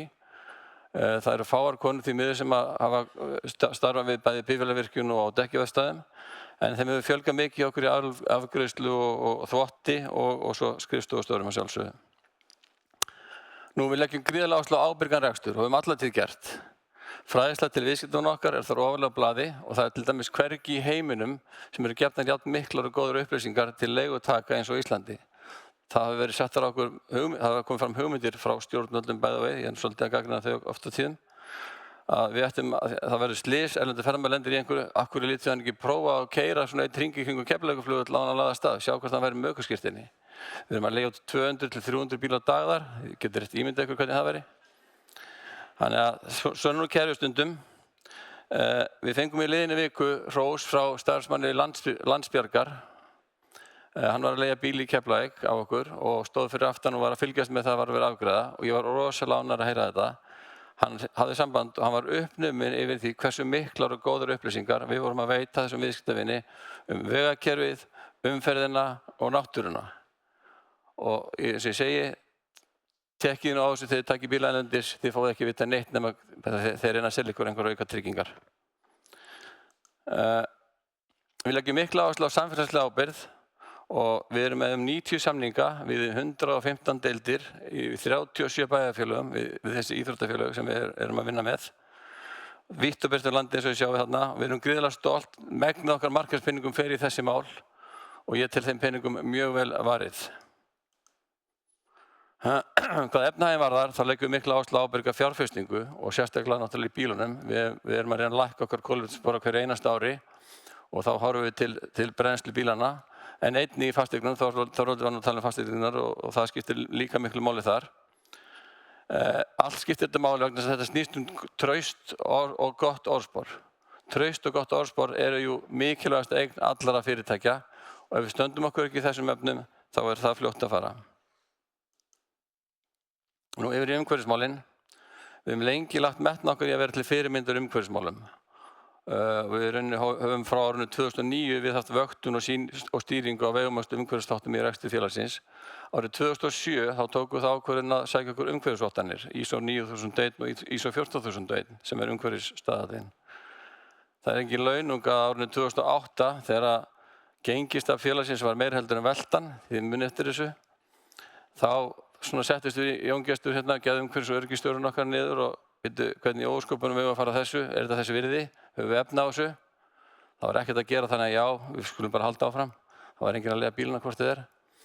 Þannig að við ákveðum að fara í þessa vegferð og ég tel að þetta sé einn besta ákvörðun sem við nokkuð tíðan tekið. Hún hefur skilað sér svo margfalt til okkar, bæði í innri og ytri, hvað var innri og ytri þætti. Megin áhætta í umhverfis- og loftslagsmálum okkar er sjálfsögðu losun gróðurhúsalofttegunda og við setjum okkur árlega markmiðum að lækka þau og það gengur bara nokkuð vel. Við setjum okkur árlega markmið í sjálfbærnimálunum. Við vorum til að mynda með það markmið að 10% af flotanum verði hreinorkubílar síðustu áramót og það markmið náðist. Við leggjum gríðarlega mikið upp á flokkun og erum að flokka, endurnýta og endurvinna 83% af öllum úrgangi sem frá okkur fer. Upphaf okkar umhverfis starfs má í rauninni rekja til ársins 1996 þegar við í samstarfi við svissneska ferðaskrifstofu Kon-Tiki fórum að planta trjám fyrir hvern einasta farþeg sem kom til landsins á gengt Akureyrarflugvelli og þarna sjáum við þann skóg sem kominn þar upp. Síðan höfum við plantað yfir 35.000 trjám víðsvegar landið og höfum gert það nánast óslitið frá þessum tíma. Uppbygging hleðsluinnviða náttúrulega gríðarlega mikilvæg og ef við ætlum að bjóða upp á rafmagnsbíla þá þurfum við ekki að taka hlaðið á. Þannig að þarna erum við á fullri ferð. Við erum nú komin þegar með 70 hleðslustöðvar vítt og breitt um landið og fer hratt fjölgandi, bæði hefðbundnar hleðslustöðvar og hraðhleðslustöðvar. Það segir sig sjálft og ég alveg hreinskilinn með það að við erum ekkert voðalega umhverfisvænt fyrirtæki. Þess vegna skiptir gríðarlega miklu máli að við virkilega vöndum til verka og sinnum þessum málum. Þegar við erum að reka 8.200 bíla þá verðum við að vera á tánum. Við erum mestu sóðarnir innan gæsalappa, eða þið, af því að þið leiðið á. En svona sem dæmi, þá má nefna það, árið 2021 þá fóru öll okkar dekk í Urðun í Álfsnesi og voru notuð sem dren þar. Okkur fannst þetta nú ekki alveg par gott, verandi með umhverfisvottunina. Þannig að við gerðum samninga við nýja aðila og árið 2023 þá sendum við frá okkur 223 tonn af dekkjum. Þau fóru reynda til Hollands með Villa og vonandi á einhverju flottu hagkvæmskipi. Þar voru þessi dekk endurunnin og úr þeim fengum við stál, gúmmí og svona nælon efni eitthvað. Og gúmmíð fór auðvitað í mottur, stálið fór í felgur og byssuskápa og nælonið fór í sæti og boxbúða. Og þetta sýnir bara hvað hægt að gera miklu betur ef við hugsum alla leið. Aðeins yfir í orkuskiptin. Ég var fræg og reinni nóttu fyrir að segja að fjárfesting í fyrstu rafmagnsbílunum hefði verið það óhagkvæmasta sem nokkuð tíðan gert og allir verið ekki jafn frægur í dag þá. Þetta ennþá það óhagkvæmasta sem nokkuð tíðan gert. Við fórum yfir þessi orkuskipta sem 2009, þá keyptum við fyrsta rafbílinn og tókum þátt í tilraunaverkefni sem var frábært með Landsvirkjun, Orkuveitu Reykjavíkur, Íslenskri nýorku og iðnaðarráðuneytinu. Keyptum þennan bíl Mitsubishi Aimu, batteri var 16 kW, uppgefin dregni 160 km uppgefin.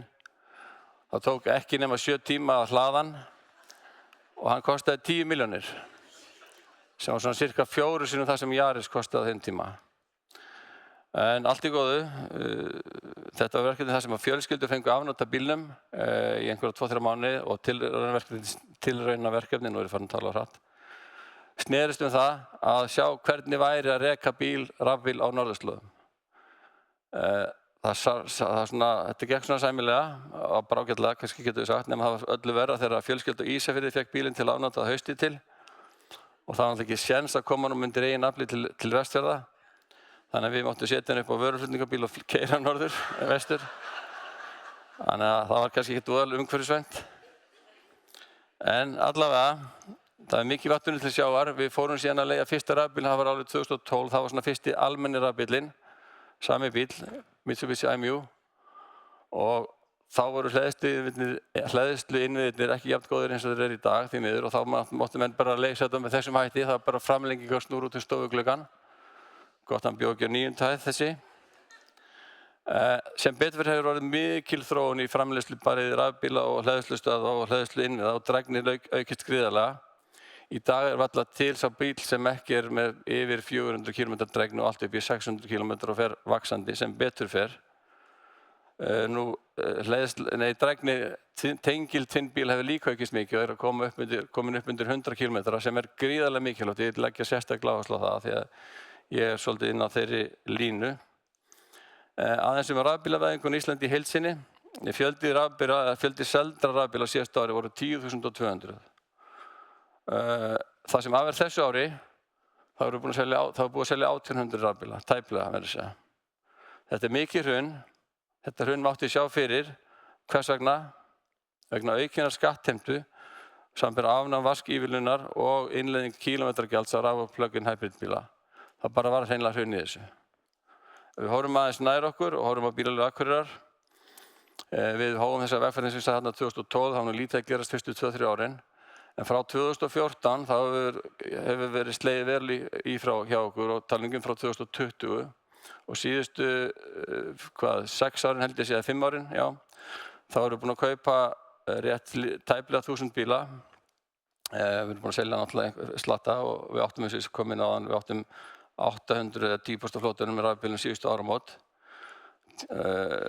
Við ætluðum að fjölga þeim og fara upp í 15-20% á þessu ári, en breytingar hjá hinu opinbera á skattlagningu bílana, bæði kílómetragjaldi sem var lagt á áramótin og svo afnám virðisaukaskattsívilnunar við útleigu, þýddi það var algjört hrun í eftirspurninni, algjört hrun. Og þetta bara aðgerðir stjórnvalda sem gerir þetta, segi ég.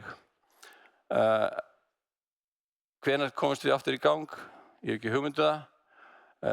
Staðan svo sem þannig líka núna sem hjálpar okkur ekki að fólk hefur hleðslukvíða, það hefur dregnukvíða. Ég var til dæmis vitni og það gengur bara illa oft á tíðum að koma fólk upp í rafbílana. Ég var vitni því í gær hérna út á Reykjavíkurflugvelli því ég var að koma að góður félagi minn, hann varlega bíl, Hjörvar heitir hann, Márásson, ég verði að nefna hann hérna því að hann á eftir að stríða mig með þetta. Hann ætlaði að fá ekki bíl í einn dag og skila á Akureyri. Og starfsmaður minn bauð honum Tesla, 550 km dregni og ég sá bara hvernig Hjörvar byrjaði að fölna upp og titra. Og ég segi venn svona, rólegur að Hjörvar minn, þetta allt í lagi, þetta eru 560 km.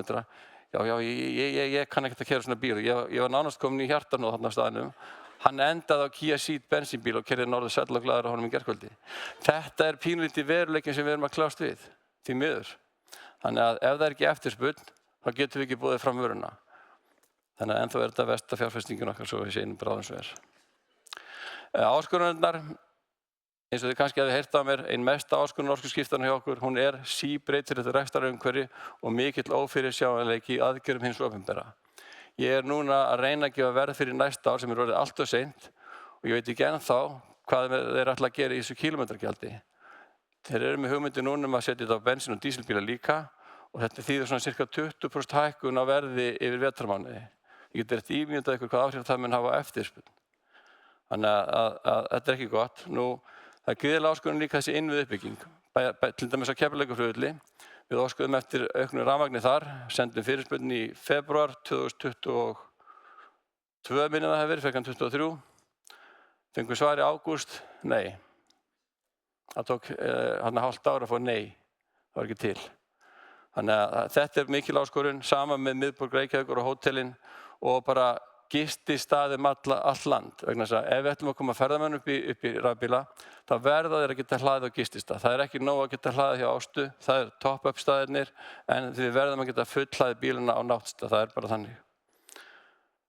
Fæstir ferðamenn þekkja til rafbíla, þeir eru ekki tilbúinir til þess að aka framandi bíl í framandi landi þar sem þeir þekkja ekki til aðstæðna. Við verðum bara að vera raunsæm með þetta og ekki hlaupa of hratt. Við getum ekki hlaupið hraðar heldur en markaðurinn er tilbúinn. Jafnframt hálendi gríðarlega áskorun. Við getum ekki farið með rafbíl upp á hálendið. Mögulega getum við bílaeigandar komið til aðstoðar þarna og tryggt það að þið sem einstaklingar eigið ykkar rafmagns og tengiltinn bíla. En ef og þegar þið þurfið að vilja fara upp á hálendi eða í veiðiferð eða einhverjar torfærur, þá bara leiði bíl hjá okkur. Þannig getum við unnið saman. Þetta eitt tækifæri. En allavega það eru miklar áskoranir í þessu. Ávinningurinn, hann klárlega til staðar. Sérstaklega af sjálfbærnivinnunni. Og það bæði fjárhagslegur og samfélagslegur. En af orkuskiptunum, þá verð ég bara að segja því miður þá var þetta að kosta okkur milljónir. Við höfum keypt það sem rafbíla fyrir 5 milljarða á síðustu einhverjum 5 eða 6 árum. Núverandi rafbílafloti okkar komin í 700 bíla. Við vorum eins og ég sá í 800 og ætluðum að fara í 1000, við erum komin í 700 rafbíla núna. Meðal tekjurnar á rafbíl eru 842.000 ári. Meðal rafbílinn kostar tæpar 6 milljónir. Því bankar með viti alveg hverju vextirnir eru. Þannig að bara fjármagnskostnaðurinn af þessum rafbíl, þar sem bara vextirnir af honum, eru rétt 640.000 á ári. Og ef tekjurnar eru 840, þá sjáum við hvað stendur eftir, 200 til þess að standa undir bifreiðagjöldum, tryggingum, þá pakkinn farinn, þá eftir í rauninni afborganlegar reksturinn og allur sá pakki. Í raun þyrfti rafbíllinn að skila tekjum upp á svona cirka 1800.000 ári. Hvað þýðir þetta? Ég að borga 1 milljón með hverju einasta bíl ári, ég á 700 bíla, það eru 700 milljónir. Þetta rosalega dýrt. Og þetta er inni, og það sem er kannski stóra vandamál í þessu, það er engin tilbúin til þess að borga, eins og hefur margoft komið fram. Hins vegar, innri ávinningur, og já, ég glemdi því, ég verða að koma inn á útboð Ríkiskaupa, talandi orð og borð. Í útboði Ríkiskaupa fyrir 3 árum síðan, þá voru svona cirka 4 eða 5 blaðsíður þar sem að snerist umhverfismál, vottanir og ég tík hvað og hvað. Ég tóku síðan kröfuna vottanir út þegar áður útboðið var opnað og vægi umhverfismála var 0. Það var 0. Það var bara verð. Þannig að það er engin tímiður tilbúin til að borga það sem þarf og við verðum bara að tala íslensku með það. Þessu þarf að breyta. Innri ávinningur er okkar mati ekki síður mikilvægur og mínum mati jafnvel mikilvægari vegna þess að við sem starfsfólk, við getum verið stolt af því að við erum þó að gera eitthvað, við erum að reyna. Og það skilar sér beint til starfsmanna og beint út í samfélagið. Betri líðan okkar með hlutina, ánægja starfsfólks, ánægja sumra viðskiptavina, ekki allra, agaðri vinnubrögð og aðhald gera fyrirtækið arðbærara til framtíðar. Ég velti ónægtilega fyrir mér í ljósi kostnaðar við þetta allt saman, hvort að við ættum ekki að vera raf-plug-in land til að byrja með. Flestir tengiltvinnbílarnir eru komin með drægni upp á svona cirka upp undir 100 km, þannig að við værum að keyra bílun okkar, aksturinn okkar væri 90 og eitthvað % á rafmagni. Flest heimili á Íslandi eiga að minnsta kosti 2 bíla. Bíl nummer 1 geti það verið rafbíl, bíl nummer 2 plug-in hybrid sem geti það farið lengra til. Nú eða það bara hreinlega ef það er 1 bíl á heimilinu og þá bara leiði bílinn á okkur sem verður þetta miklu betra. Bíl nummer 2 þarf að segja. Þannig getum við líka leyst úr mörgum af þessum helstu áskorunum sem á okkur dvína og hægt á kostnaðarsamri innviðuppbyggingu því hún er dýr. Þið sáðu öll vandamál á Egilsstöðum í sumar til dæmis þegar allir þurftu þangað í 25 gráðunar. Það var bara allt í steik. Smá samantekt. Við hjá Bílar Akureyrar við erum og viljum vera virkur þáttakandi í orkuskiptunum. En það er afskaplega þreytandi að eyða gríðarlegum tíma í að slást við stjórnvöld. Það er bara einfaldlega þannig. Þau sjálfsög verða að móta stefnuna en þau þurfa að hlusta á greinina og vinna með okkur ef við ætlum að ná árangri í þessum efnum. Það þarf að tryggja fyrirsjáanleika í skattlagningu og það þarf að tryggja áframhaldandi hvatakerfi og meðan staðan er allavega þessi varðandi kostnaðinn. Orkuskiptin eru dýr, það eru allt of fáir sem eru tilbúin til að borga það sem það þarf og við þurfum að breyta því. Það tekur tíma, við getum ekki hlaupið hraðar en kúnninn. Ef að ferðamaðurinn vill ekki fá rafbíl, þá tekur hann ekki rafbíl hjá okkur, þá fer hann bara til Noregs og leigir bensínbíl þar því að þeir bjóða líka upp á bensínbíla þó Noregur sé mesta rafbílaland heimsins. Og það þarf að tryggja aðgengið orku með uppbyggingu hleðsluinnviða og einfalda greiðsluleiðir. Þegar við byrjuðum á þessu, þá gátu erlendir ferðamenn ekki borga því þeir þurftu íslenska kennitölu til þess að fá kort til þess að geta greitt. Það er sem betur fyrir liðin tíð, en ég skil ekki ennþá af hverju ekki hægt að borga bara með hefðbundnu greiðslukort í stað þess að vera með öll þessu upp. Og þó, síðast en ekki síst, og ég bara ítreka það, þrátt fyrir alla þessa, mér finnst ég að vera neikvæð í jákvæðri eðlisfæri, mér finnst hundfullt að færa gegnum þetta svona, en þetta er bara staðreynd því miður. Raf- og tengiltvinnbílar, þeir eru klárlega að verða raunhæfur kostur, en það þarf margt til og það þarf hugarfarsbreytingu í ákveðnum tilfellum. Á lokum, rekstrarumhverfi okkar tengt orkuskiptunum, það er svolítið eins og jarðhræringarnar við Grindavík. Við vitum aldrei hvar gís næst, né í hvaða farveg hið opinbera sem hið opinbera fer með okkur. En vonandi þá ber okkur gæfu til að ná þeim árangri sem við öll leitum eftir og ég lofa ykkur að ekki skortir viljan okkar megin. Takk fyrir.